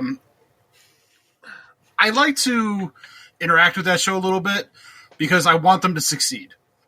And they had put out a question about what do you grade the trade of Baker Mayfield to the Carolina Panthers? So I just basically wrote to them what I had said in my own personal group chat with my buddies. I didn't even think it was going to make it on air. And I was just sitting here watching the show while I was working, air quotes around working. And it popped up on the screen. I saw my Twitter handle, like my beautiful face was on the internet. And I was like, oh shit, that's kind of cool. But it's not the first time this has happened. I remember like when LeBron left and I talked some trash on Twitter that I had people in Miami attacking me. That's the thing about the sports and the internet, man. Like sometimes you just find yourself in the spotlight without even like thinking that that's what's going to happen. It's the worst. Sports internet is the absolute worst. Yeah. I, for one, know firsthand. However, Colin Cowherd did say that Baker Mayfield coming to the NFC South would be the best quarterback in the conference once Tom Brady retires next year, and I found that blasphemous. When you got famous Jameis tossing that thing in the East. Jameis is good. Get ready. Y'all boy, Michael Olave. Isn't that first name Michael? He Chris played Olave. at Chris Olave. I don't even know. Michael Thompson. Is Chris Olave is his name. We got him. Jameis gonna find him in the end zone. I'm telling you. Okay, so you're a Clippers fan that roots for the Saints. I'm just trying to piece this all together now. Came up down south, so the Saints kind of become your team automatically just for where you from, right? Either the Saints or the Falcons. Hold on now. I'll give y'all the breakdown. See, Fair enough. Y'all didn't ask this question. I'll give y'all the whole sports break if you got the time. Hey, please have I'm that. at my home. So, let's start with the New Orleans Saints. That's from birth. That's black and gold till I'm dead and cold. That is where it all started. I'm born about an hour and a half from New Orleans. That's like my dad played for the Saints. A lot of people don't know that. Okay. I'm born a Saints fan. Born a football fan first, period. 1997, I moved to Los Angeles. And my mom is dating a dude that's not my Saints football playing dad. So it's automatically get him out of here. You know what I'm saying? Huge Laker fan. First game I ever go to ever is a Clippers game. And they win. And this old white man looks at me and goes, "You must be the good luck charm." Because I told him it was my first time ever being at a game. Was it Donald Sterling? It was Donald Sterling. And we've been best friends ever since. That's how the Clipper thing started. And the Clipper like standum didn't really start until about 10 years ago when I started getting berated online for being a Clipper fan. And I said, well, now I got to stand 10 toes down and never move off this hill. I got to die on this hill. And just like you said, I appreciate you saying I've been a Clipper fan since before shit was sweet. Because yes, man. But I was rocking with y'all, man. I was a Cleveland fan for LeBron James. I've always been a big LeBron James fan my whole life. I mean, since I was 14 when he came to the league. Yeah. Because he was a real cool dude, and once he came to the Lakers, he betrayed me. You maintained your Cleveland fandom once LeBron changed zip codes. Well, man, I'm a Shady Osman guy all day. No, I have not. I don't mind Cleveland. I don't never root against Cleveland. I like Cleveland. I like everybody on their roster. Like I like JD Osman. I like. I wasn't trying to put you on the spot, but it just seems like, and this is a generational topic. Like when we were young, you were loyal to your team and you liked the players on the team. And once the player left, you still rooted for your team. You didn't follow with that person. And it seems like as time has gone on, that team loyalty has gone away, and now people are more loyal to players. Players, yes. They were just talking about this. Did you watch Undisputed this morning? I watched parts of it, yeah. Yeah. So Shannon was talking about this, and they were having a really weird conversation because it's a hard line to toe when it comes to that type of stuff, because you do want players to have power and players to have autonomy and stuff like that. But then when you see what's going on with Kevin Durant right now, where it's just like, I'm going to play here 1 year and I don't like it anymore. I'm going away. It's like, boy, you got a contract, man. You got to play. Like, but they're like, nope, I'm not going to honor the contract and get out of here. Like, the demanding of trades and stuff like that. And he was talking about it's causing people to not be loyal to teams anymore.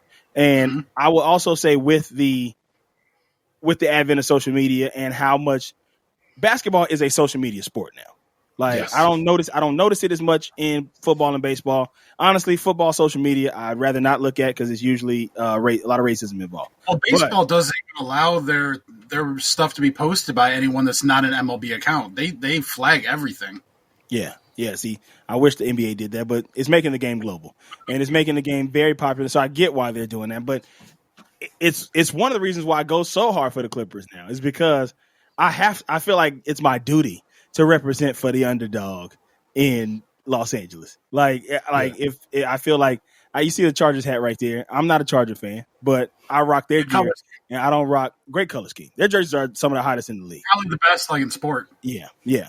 But I'm a rock with them because everybody likes to shit on them because this is such a fair weather town.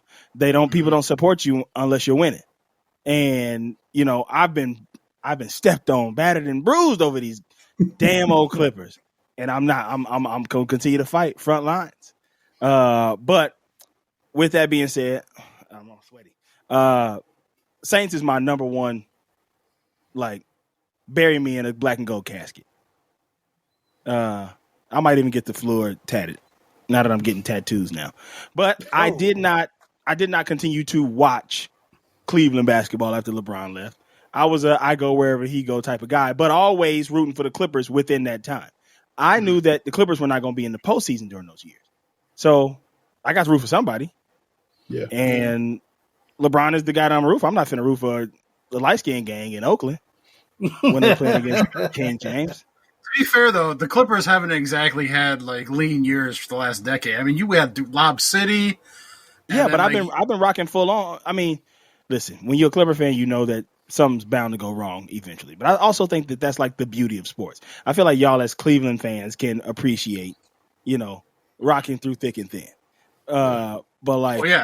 I mean, imagine having to like continue to root for your team when the whole country is telling you you're a piece of trash because your quarterback may or may not have done some things. Now, that man was humping the air. It's crazy. I've been trying it every night. It doesn't work. I don't know how he did it. How can you be that horny? You got to be insanely horny to hump the air and bust. I'll be honest too. Like when all this first came out, I was like, "How can this be real?" And then, like, I'll say about 3 weeks ago, I was on Twitter one night, and I ran across a video that I had forgotten that I had seen a couple years ago, and it was Deshaun Watson in his apartment in Houston, hanging out with Mia Khalifa. Yeah. And I was like, the warning signs were there all along, and I looked past it. And she had on a French maid's costume. It's like, man, this dude's got to be the horniest guy on the planet. Wow. Which I'm sure back then people thought that was just a flex. But I wonder if they hooked up. I mean, I assumed they did. Because she's like a big sports fan. Yeah, it's like she was doing like a show.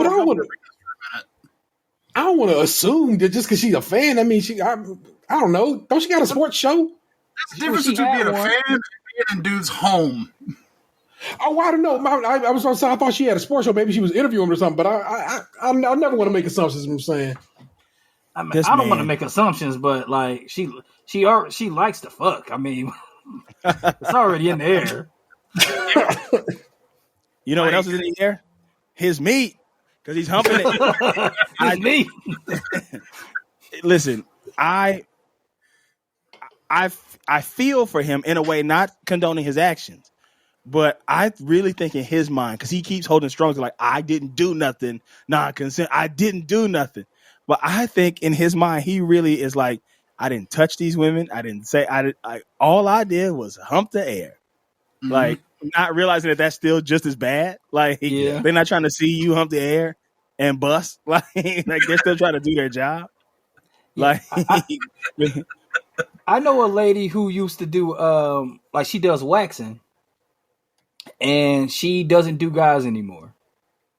She was saying like, we're filthy. One, we're dirty. Mm-hmm. Then, like she was saying like, one time, no rubbing, no tugging, and she was like, that was it, no more. In her face? More. Not. I mean, I guess it came at her. It he didn't put a mushroom tattoo under her eye, but like he came. And she was like, after that, she wouldn't do guys no more. Yeah, I would imagine that's got to be. And like, this is strife. We be so bad. He's terrible. But we gotta come, man. But think about it in the context. We're having this really awkward conversation right now, and we're gonna have to deal with this for the next decade, probably. Yeah, as I said, he says that Clevelanders know what it's like to stick through thick and thin. This is why is what it's like to stick through thick and thin. Well, I don't think I want this level of thin and or thick, however you wish to describe this situation. That's why it's always helpful to have another team. Like, I know as a Clevelander, the Broncos shouldn't be the team that's my secondary team. But since I know somebody who played for them, I feel like they have a good chance with this year with a new quarterback. And I guess your defense though, that dude's like practically family to you. Yeah. So like, you know Russell Wilson? Family. No, I know Draymond Jones that played for the Broncos. Oh, okay. My dad played for the Broncos too. Yeah, back in the hopefully that with Sierra cheering them on, sliding up and down the cars in the parking lot, that would be good. I for know them. that would give me the motivation I needed to succeed if Sierra was cheering me on. Well, the general scope was I wanted to know, just in general. I mean, clearly you made the point that you feel we did pretty well in this trade. You know what I'm saying? We got something for what was going to look like. It gave us what did they give $8 million in cap space or whatever? Yeah, the pick we ended up getting ended up compensatory. So we would have gotten a compensatory pick if Baker had left, and then that pick would have been based on how much he signed for when he left. But the pick wouldn't have conveyed until 2 years from now, so 2024. When I said what I said on that show, I hadn't heard yet that the pick we're getting from the Panthers is also 2024. So It's not coming this following year. It's coming 2 seasons from now. And it's so fifth it's almost like we're getting like a slightly less quality compensatory pick and saving $8 million. Okay.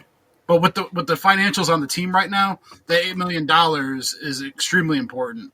So it's worth because realistically, Sam Darnold sucks. Baker's going to win that job. I did the math. Baker has to play 12 games in order for the Browns to get a 4th round pick. Yes, I'm that crazy at sports with following it all. I did the math. So Baker played for the Panthers 12 games. We get a 4th round pick. If he had left here and signed a pretty solid mid-tier, a little bit more than Trubisky, we would have gotten a 3rd round compensatory. So we knocked it down around, save $8 million. Okay. So basically, Carolina said, "Let me get Baker Mayfield and some waffle fries." I shit you not. I literally watched that video 2 nights ago. Hodge Stenson is on my YouTube recommended right now. Granted, I'd seen that video in high school, but because I pulled that up for old time's sake, that whole playlist is showing up in my recommended the last 2 days. Nice. Well, give it ball. Props to the Ultimate Cleveland Sports Show, a new show in our area. I don't really get down with sports that hard. I enjoy. Look, I root for the Cavs. I root for the Guardians. That's it. I try not to root for the Browns because they break hearts. So I try not to even play myself like that. So for football, I'm okay. I'll just enjoy whoever's playing the game. It's just a smarter play for your man. Man, I wish I could be so flippant. It's just better for me because I'm not saying I used to go hard for the Browns, but I was a bit more invested, and I was like, I got to quit doing this to myself. This leads to bad Mondays every week, and I don't need that. How do you stop? It's time for you to therapize me. How do you not root for it? How do you not do it? Because with these Clippers, I try my best. I'm in too deep. I am Omar Epps, and I'm with God. I'm going to play devil's advocate right now. Is the perfect time for you to be in deep. This is the best shot you're going to have for the foreseeable future. Not foreseeable, I would say. But I do think that this team, I never – listen, man. Listen, after Lob City was – that 2014 team was supposed to win a championship. And we were a better team than the Warriors, but that's when the Warriors bubble broke. After that, it's when you get beat up like me and you're a Clipper fan, y'all think Cleveland sports get shat on?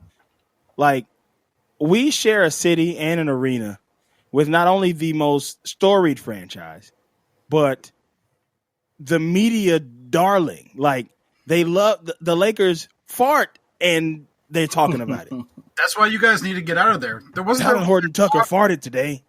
Wasn't there talk of the Clippers getting their own arena outside of the downtown area, like 40 minutes? Not 40 minutes. I mean, 40 minutes in traffic. But in Inglewood, it's like 10 miles away from the stadium. It's coming. It's 2024 season. It'll be there. When y'all get that $8 million for Baker Mayfield, we'll also be in our own arena. And here's the crazy part. Here's a story that a lot of people don't know. The Staples Center is the Kings arena. That's where the Kings were moving out of the Great Western Forum and going to get their own arena. That's why everything is purple in there and stuff like that. It's not for the Lakers. It's purple for the Kings. They came to Donald Sterling knowing that the LA Sports Arena where they were playing at the time, aptly named by Bruce Springsteen as the dump that jumps, because that's what he does. He would do all of his LA concerts there. and it's a dump, and it's been a dump since the 50s when it was built. It's gone now. They tore it down for our other soccer teams stadium. But I played my city championship game there in high school too. But that place sucked. It was awful. It was gross. It was like everything was leaking. I'm sure the water pressure was probably through the roof, way more than 40 to 80 in that building. But they came to Don Sterling first and said, "Hey, would you like to be the second tenant in this arena?" And he was like, "I need money to do it." And they're like, "What? No, we give you this amount of money." He's like, "I need more. I need more money to do it. Convince me that I should move the team. So you'll have second billing behind the Kings, like if you do this." And he was like, "Nope, I need more money. I'm not going to do it." And then the Lakers did it and got that second billing and won 5 championships in there. And like he just like, okay, we'll come. So now we got third billing behind the Kings and the Lakers, which is why Clippers are one of the few teams in the NBA, if not the only team, that plays home games at 12:30 p.m. on Sundays. Oh, wow. And because he wanted to get third billing as opposed to just taking the money that they offered him the first time. He was so greedy. But yeah, just a terrible owner all around. We knew that. It's all said and done. Yeah. Wasn't he also extremely cheap?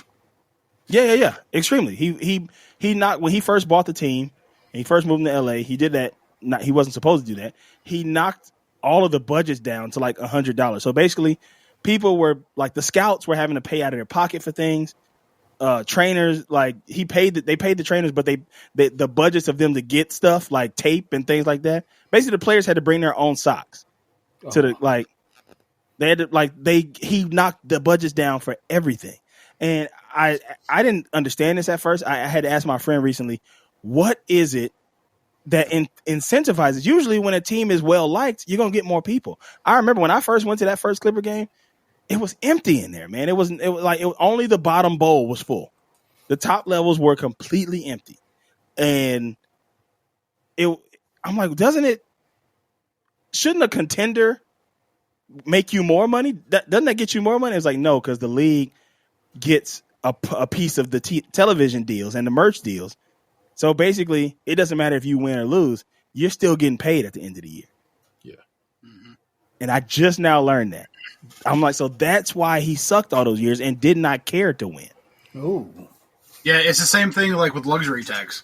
Like the teams that go over, they put all that money into a pool, and then all the teams that aren't in the tax split that pool. So, like, as long as you own an NBA team, the cash just flows because you get the TV rights, the merchandising rights. You can suckle at that luxury tax money. That's why he didn't need to put money in another $4 billion now. It's crazy. It's crazy. He didn't need to put no money. Dan Gilbert, too. Quicken Loans.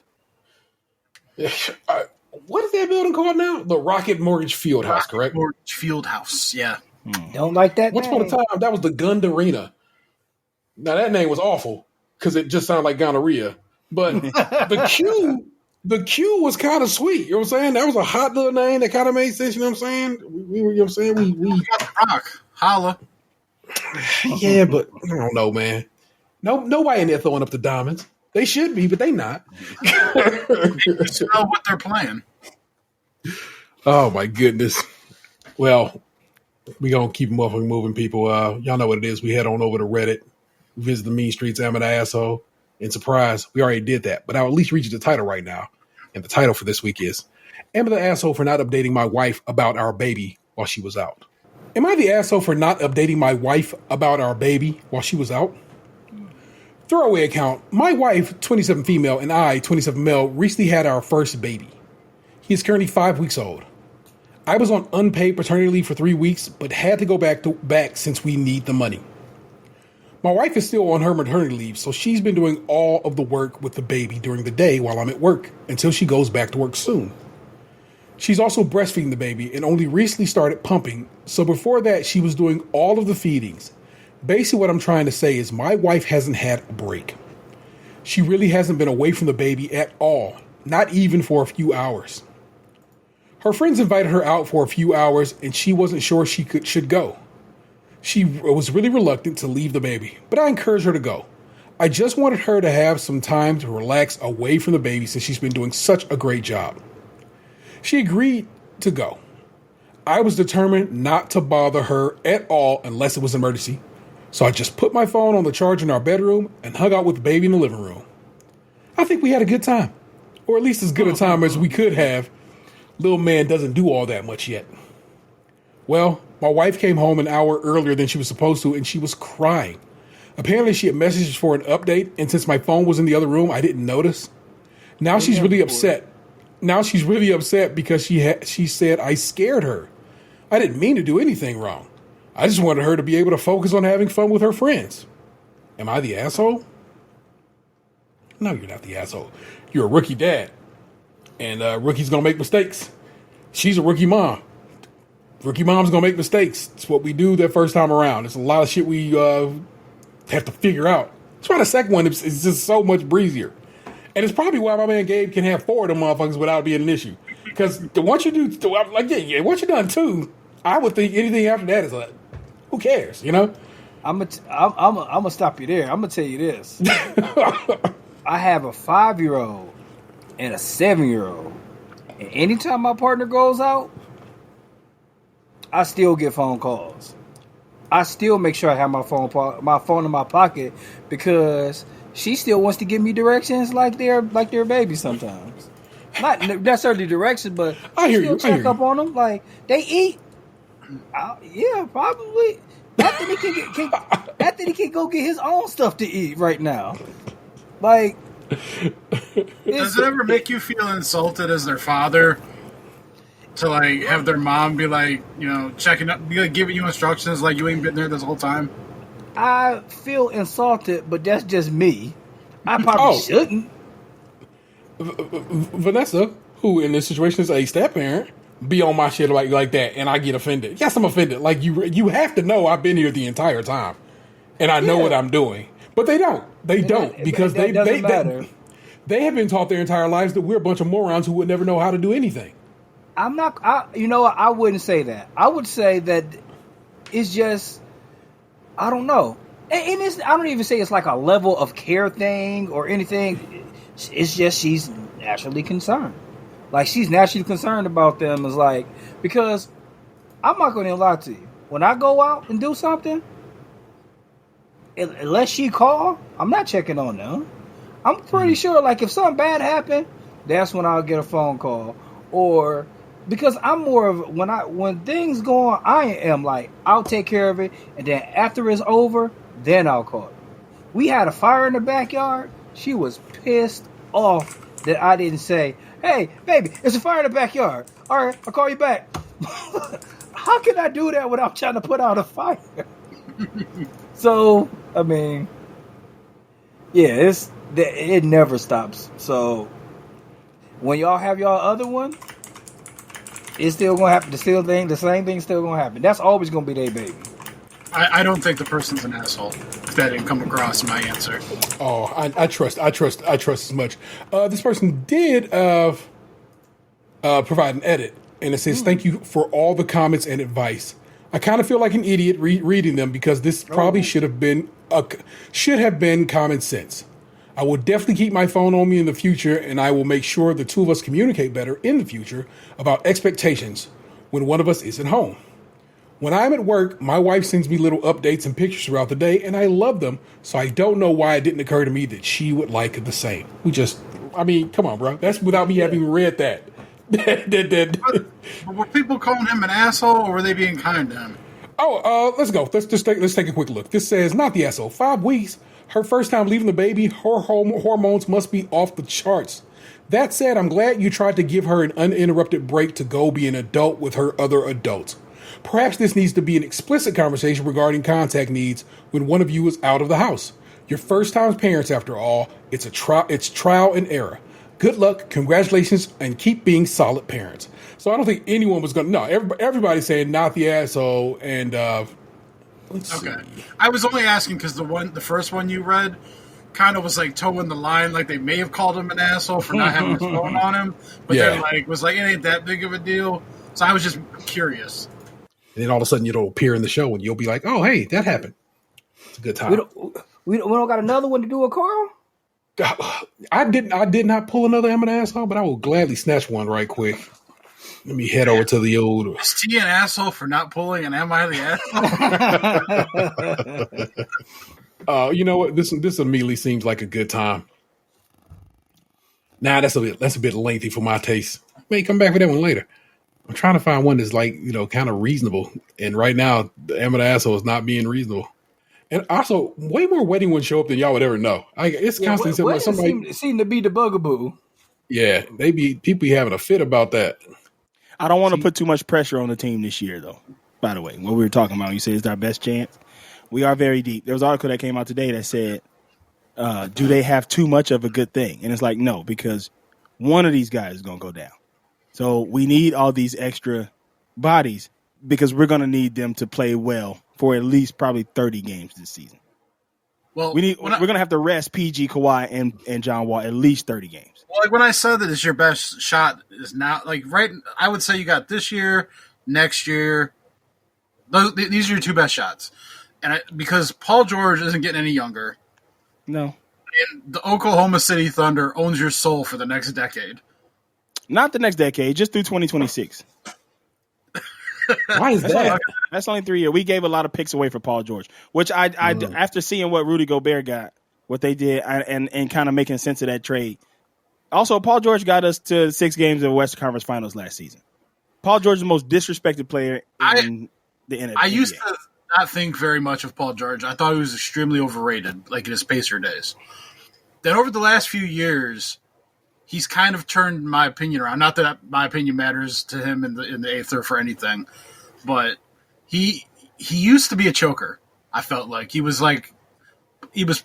regular season good, playoff choker, like the whole playoff P thing. But then the last 2 years, he's impressed me. I've come around on him. I'm a Paul George truther now. Playoff P got overblown so hardcore. That's a symptom of, see, it's even happening in Cleveland. That's a symptom of anti-Clipper bias that takes over this country. I'm telling you. Well, no. I don't think you hate the Clippers, but the people fear change, and they know the Clippers as the 1990s punching bag, even though we have not been that team in 14 years. Playoff P was a victim of a man trying to give himself a nickname. You got to earn your nickname from everybody else. You can't go around being like, I'm Playoff P. Because no one's going to take you seriously then, especially when you're throwing up stinker after stinker every year. That was the problem. The man had to go out there and drop 30, Then people are like, you know what, this Playoff P thing, maybe we should honor it. Nah, they still shit on him. They act like, here's the problem with the Clippers. When you have this, no other franchise is forced to win a championship like the Clippers is forced to win a championship. And it's sad because there are franchises that are older than the Clippers that do not have championships, i.e. the Denver Nuggets, the Indiana Pacers, the Sacramento, Kansas City Kings. They don't have championships. They're older than us. There are teams out there that why are we the ones that if it's Clippers want to be good? Well, they got to win a championship. Why is our playoff appearances when we didn't used to make the playoffs? The conversation went to Clippers ain't making the playoffs, to Clippers ain't getting out of the first round, to Clippers ain't getting out of the second round, to Clippers not making the Western Conference Finals, to Clippers not making it to the they keep having to move that goalpost every year. That's the sensationalism of sports, man. But they don't do it to anybody else. The point being it feels like a Clipper only situation. Yeah, you feel like that when it's happening to you. But right now, all I hear is, this Deshaun Watson trade is a failure if the Browns don't ever win the Super Bowl with him. We went from Baker Mayfield, he's good if he just makes the playoffs because the Browns don't make the playoffs, to now, it's all a failure if they don't win the Super Bowl. Yeah. Yeah, I mean, they weren't going to win a Super Bowl with Baker either. No. Oh, yeah, definitely. I was a huge Baker fan. I wanted him going into that draft. And that first year, I was like, he's got something here. And then that second year, he just tanked. The team was shit. The coaching was terrible. He didn't try. And then it was just he's just like this, up and down, up and down, up and down. He cock teases you with like one good like half, and then he comes out and he can't hit shit in the second half. Like last year, we lost 5 games because he couldn't get shit done in the fourth quarter. And then I'm so tired of Skip Bayless. I swear to God, I'm ready for Crypt Keeper to fucking retire already. I can't take him anymore. Josh Allen. Not Josh Rosen. Josh Rosen is not good. Josh Allen fell, and then our good buddy, my best good friend, picked at 32 by the Baltimore Ravens that same year. Brother, Lamar Jackson. That's who y'all should have picked up. Should have drafted him first overall. I feel like deserve a championship. I feel like whoever we would have got wouldn't have been what they were within our organization. You know what I'm saying? It's a tough organization. Yeah, it'd be on. They be having some situations. Man. I'm gonna go here. Lamar Jackson ain't that good. The All right, Duke fellas, can run. well, it's been nice talking to you. Take it easy. The dude's hella athletic. He's got a cannon, but that accuracy ain't what you want. I see Mark Andrews is like 6'9", and he's had to jump like 12 feet in the air to catch some of them throws. That's all I'm saying. They used to say that about Michael Vick too. It's a trend. Maybe it's hard to be athletic when you run like a 4.1. Man, let me tell you something. You give me a calendar week, 7 days. I'm taking Lamar Jackson over Baker Mayfield 8 of those days. Oh, yeah. I agreed with you 3 years ago. But now, yeah, 100%. Yeah. Baker. Hey, good luck to you, Baker. Do well in Carolina. All right, Aunt sent me an Emma the asshole. Let's run through it right quick. Emma the asshole for making a real life Pokedex of girls at my university. So freshman year of college, I began working on this project casually. I like to keep notes on women. I talk about their favorite things, activities that they enjoy, gifts, candy they like, sappy shit like that.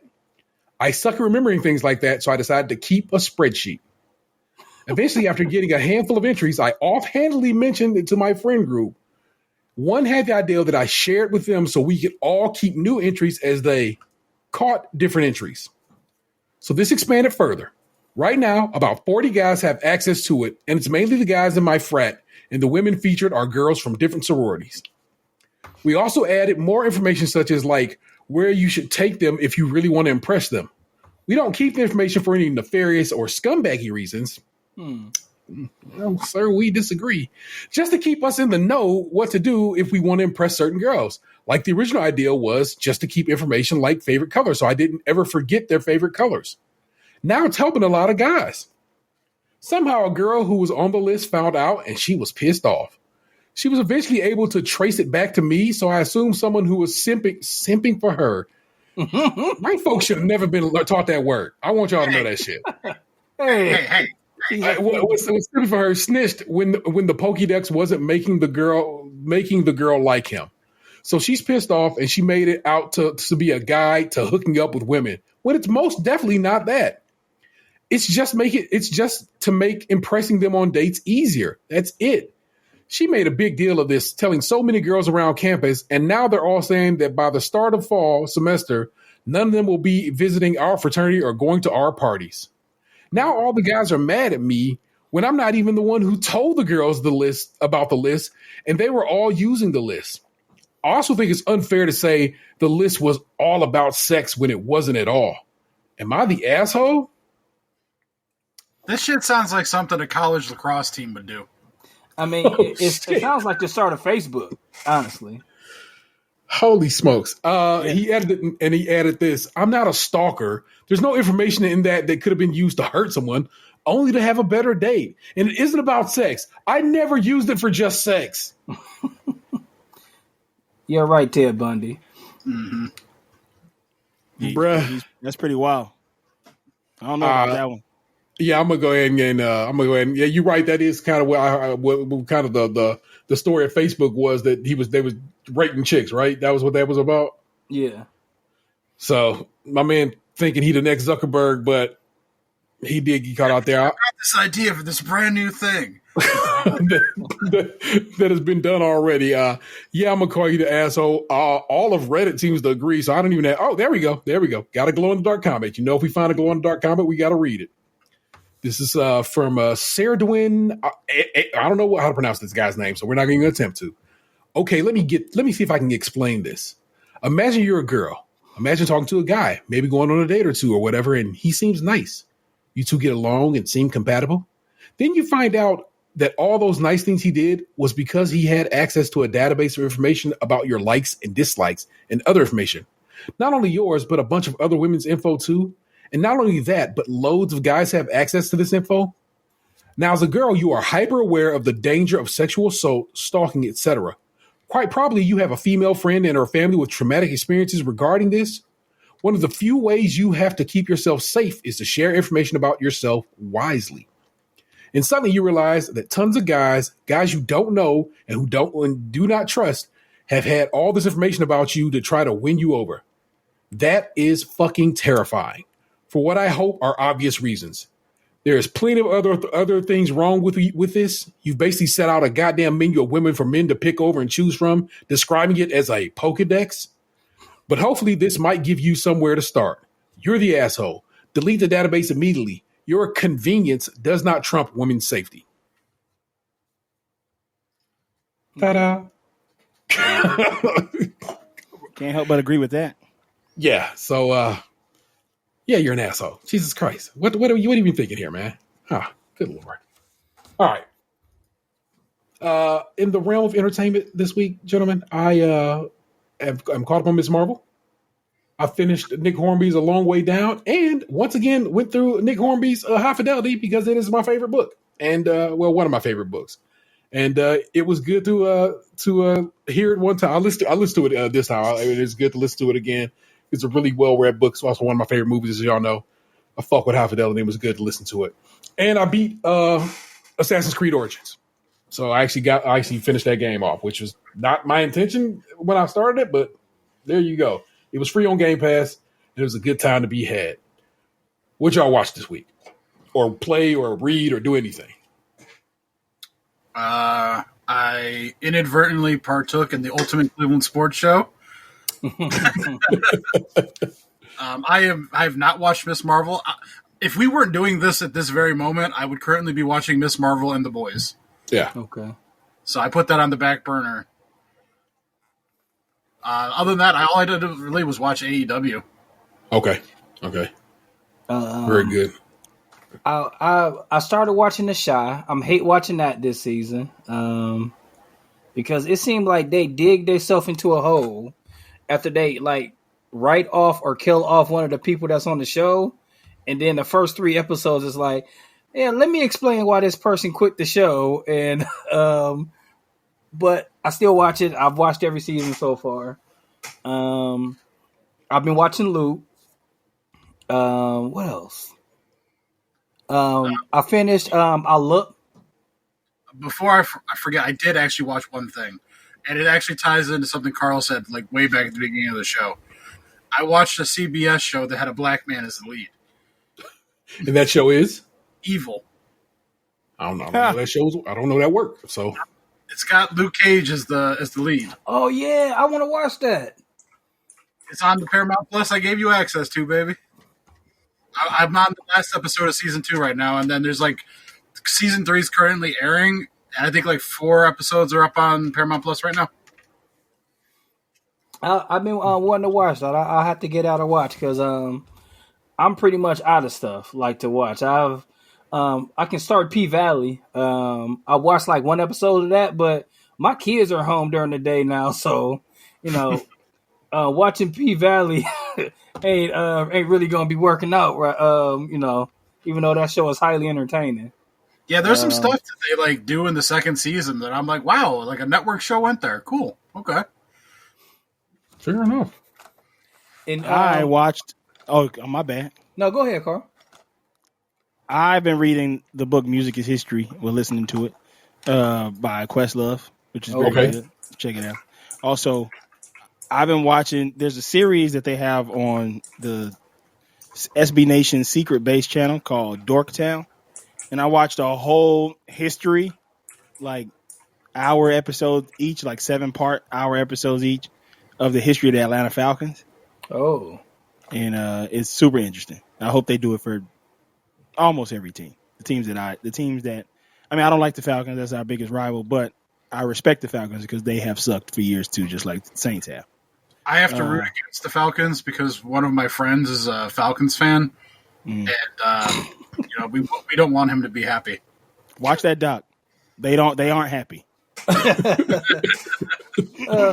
Speaking of that, did you watch the HBO show about the Showtime Lakers, Carl? I caught the first 3, and then it kind of lost me after that point. Okay. Petered out on it. Yeah. Yeah. It's just so fantastical, you know. Like I'd rather watch the documentaries on it, you know, the Magic doc on Showtime, stuff like that. I'd rather watch those. I'm a huge fan of like the histories of these teams and stuff like that. There's a lot of cool sports docs put online that I think like NFL Throwback Channel has some really good stuff. I watch a lot of that stuff, a lot of the histories of these teams, see how they operated, you know. Yeah, I used to love watching 30 for 30s. Like they're the best. Like, I'm watching the women's one right now. Okay. The women's USA team 96. The World Cup or the basketball? Basketball. Okay. What's that team? Anyway, well, okay, 30 for 30. Very good. Okay, good. Everybody has been entertained this week. Good job, y'all. Oh yeah, and I'm still playing. Like I picked back on playing the Corey again. Okay. I'm playing MLB The Show. Okay. Like how hard you go at it? Like, is you like whole season sim and shit and all that good stuff? I'm in the minors now, so I'm trying to keep my numbers up so I can get bumped up, so I can get moved up to the team. I'm also trying to get traded because I play for Boston right now. They draft, but that's one thing that I do love about this game is that you have the option to pick your own team, but they also give you the option to just be put on a team. And I'd much rather just be put on a team than pick my own team. I think that's the worst thing to happen to storyline games over the past like 10 years is like Madden and NBA just go, what team you want to play for? Like, I'd rather. How realistic is it? Are you like living in a house with 12 other players eating grilled cheese sandwiches? We never see that, but you are slumming it in towns. They show you on the bus and you're trying to get moved up. And then at the end of those seasons, you can have like a really great season. Like my last guy on 21, I'm playing 22 now. My last guy on 21, I was in AA for 3 years, trying to do a 2A like Otani. I was in AA for 3 years, moved up to AAA, played a whole season AAA, hit like 340, like had like a great batting average, great pitching average, everything. They moved me back down to AA for another season. Then from AA, I went straight to the big show. And then I played 2 seasons on the main team and they got knocked back down to AAA. Like, so it's like realistic. You really be feeling like, man, damn, like getting traded, contract not getting picked up, everything. It's really dope. It's a great game. I don't think I want to get played out like that. Like, you ain't gonna be treating me off. That's the fun about it, though. You don't get to choose. Like in the other games, you get to do everything you want to do. Mm-hmm. In Madden, you can do everything you want to do. You know. I promise you, when EA bought the NFL contract and didn't let 2K make football games no more, I said I would never buy another Madden game, and I promise you, I have not. Kept that word, so that's what's up. But you know what it is. Please rate, review, subscribe, and share the show wherever possible. Subscribe to our YouTube channel. Probably going to post this one up over there. Subscribe to our Twitch channel. And you follow us over Twitter at SKiMPod, SKIMPOD. If you want to support the show financially and a few bucks to toss our way, you can join us over on Patreon. We're members at the $5 and above tier. Get extra content each month. I put up a We Tried yesterday. Did I put that We Tried up? I put that We Tried up yesterday from the time we're recording this. And early access to new shows. You also have merch available over at tpublic.com/user/StateCrunchyMilk, all one word. And feel free to give us a call at 216-264-6311. That's 216-264-6311. We certainly love to hear from you. And this week, we did hear from somebody. So let me pull that up so I can play it for you guys. Give me a second. We can see those 2 pig heads again. Share system audio if it's too loud. Oh, that's that Alchemist album, Haram. Arm & Hammer and Alchemist. So my apologies. That's just what that is about. All right. Share. I love it. It's okay. And Play. Long time no talk. Can I'm you a hear? little late on the whole 9th anniversary thing, so instead of happy the 10th, I'm going to go ahead and wish you a happy early 10th. Nice. Congratulations on a decade. Can't wait till you get to 20. I didn't think I'd be calling about squirrels. I have experience with squirrels. I don't know if you guys, but I'll go ahead. I don't know if you've ever seen a squirrel eat a bird. Craziest thing I've ever seen. I'm walking the campus, minding my own business. I just turn to my right, and there's a squirrel sitting on the bench eating a robin, almost like he'd eat a hoagie. The two paws. It was quite disturbing. Oddly enough, I just read about it. Didn't know this existed. Just read about it a few hours before on crack.com. So that's a quick turnaround. My mother loves to tell this story. She was a girl. Had a bad kid in the neighborhood who threw rocks at a squirrel one day up in a tree. He was successful. He got the squirrel, killed it. It fell out of the tree into the yard. Next thing you know, it's a scene out of The Red Balloon. Every squirrel in the neighborhood, and probably some far neighborhoods near and far, came running out of trees, out of the grass, and just came converging on this spot. Needless to say, it freaked all the kids out. Like the bad kid, I think, ran back to his porch, did not leave for quite some time. The squirrels just kind of stood there around the body of their fallen comrade, chirping, whatever sound they make. Chittering. Never seen anything like that. It probably freaked me out too.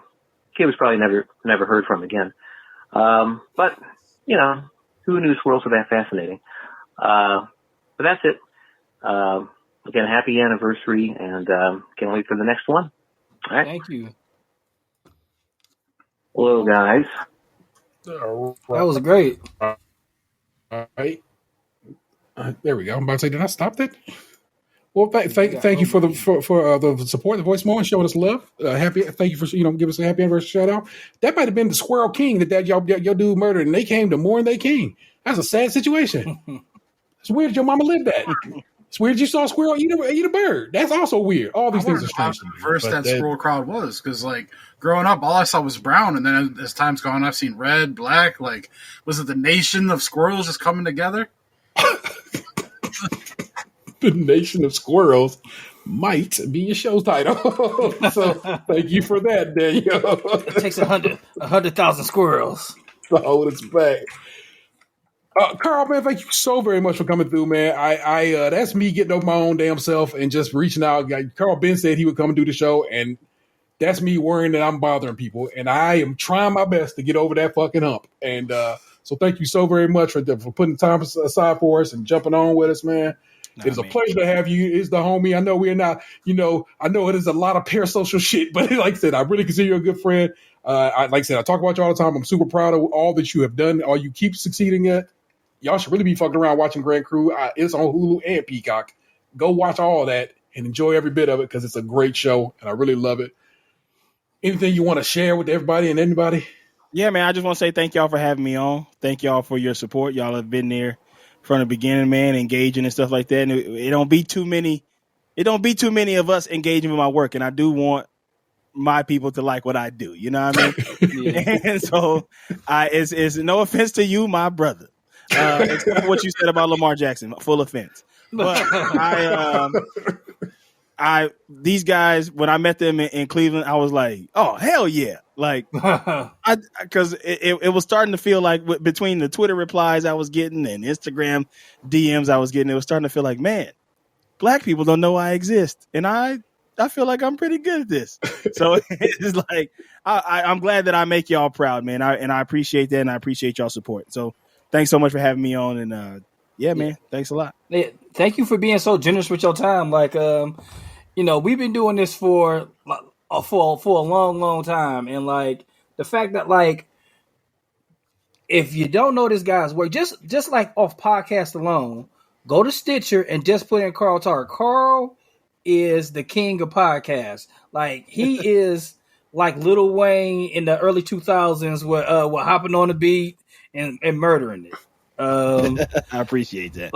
always highly entertaining, always like fully engaged, and it doesn't matter what subject it is. You're always a professional at it. So I appreciate you blessing us with your time, and I really appreciate it. Thanks, I think Carl's a perfect example of take the time to learn the people who create the art that you appreciate. Because I was telling some of my friends that we were interviewing him tonight, and they're like, "Oh, I don't know who that is." And then I started naming off stuff that he's done. They're like, "Oh, I love that show," or I fuck with that, or I listen to that, and fully unaware of like, it's like, just appreciate the artist, man. I got to give a quick shout out to the homie Amber. I told Amber we were gonna have you on the show, and she's like, "I love him on Comedy Bang Bang." I was like, it was unexpected. I got to say, another black woman, so you know what I'm saying? Another black person looking out for you, baby. Don't worry about it. I appreciate it. That's extra dope. I didn't get to go to see Carl in Boston. I had bought tickets to go see Doughboys. Me and Ant was going to go to Boston and see Doughboys. Then the show got pushed back. And because the show got pushed back, it fell on the night of my son's senior prom. And I'm a dad. I had to be on that. So, but Ant did get to go and repping the crowd, so... Did you set him up? Did you get him that Dodge Charger for the night? No, but I did. Like I have a relatively nice, Honda, Civic. You know what I'm saying? It's lovely, and it's only a little over a year old. So I was like, all right, let's get it all dipped out, get it fresh, get you extra clean, and you'll go. My son now drives a 1997, maybe a 99 BMW 325i that he bought with his own money. Okay. He drive a nicer car than I drive. You know what I'm saying? So that's what's up with my child as he is out on the show now. Today, his 6-month anniversary with his lady. We was going to the beach as a family today. I tell my son, hey, we going to the beach. He's like, I can't. I'm going to the aquarium with my lady. It's our 6-month anniversary. I'm like, that's incredible. Fair enough, son. You win. So is he doing the college thing? Yeah. He was going to go to a school in Lima, Ohio, but he decided he was going to just try to stay local. So he's going to go to the automotive program. I talked to Carl about the Central was a Wilberforce we was talking about. I went to Wilberforce, but Central's right there. Yeah. Water across the street. Yeah, so we I'd actually talked to Carl about that a while back, and he going to stay local. He going to go to do the. My son fixes cars. That's what his jam is. So he wants to do the automotive program at our local community college. And I'm like, that's fine, man. Whatever you want to do, I just want you to get to it. And I want you to knock it out, man. So that is the plan. And may he pull it successfully off. That's what's up, man. That's what's up. Exactly. Hell yeah. Well, that is Tatum 216. Yeah. Good night. See you next Thursday. That's Lunchbox 2099. How'd that stumble over that, Dan? I'm sorry. It's only been like 10 years of this. It's all good. That's Carl Tart II. Put some respect on his name. Yeah. I am the Internet's Taylor 713. You've just been podcasting, and I know you loved it. We'll catch you next time. Peace. This Carl makes better hamburgers. What happened to you? You used to be beautiful.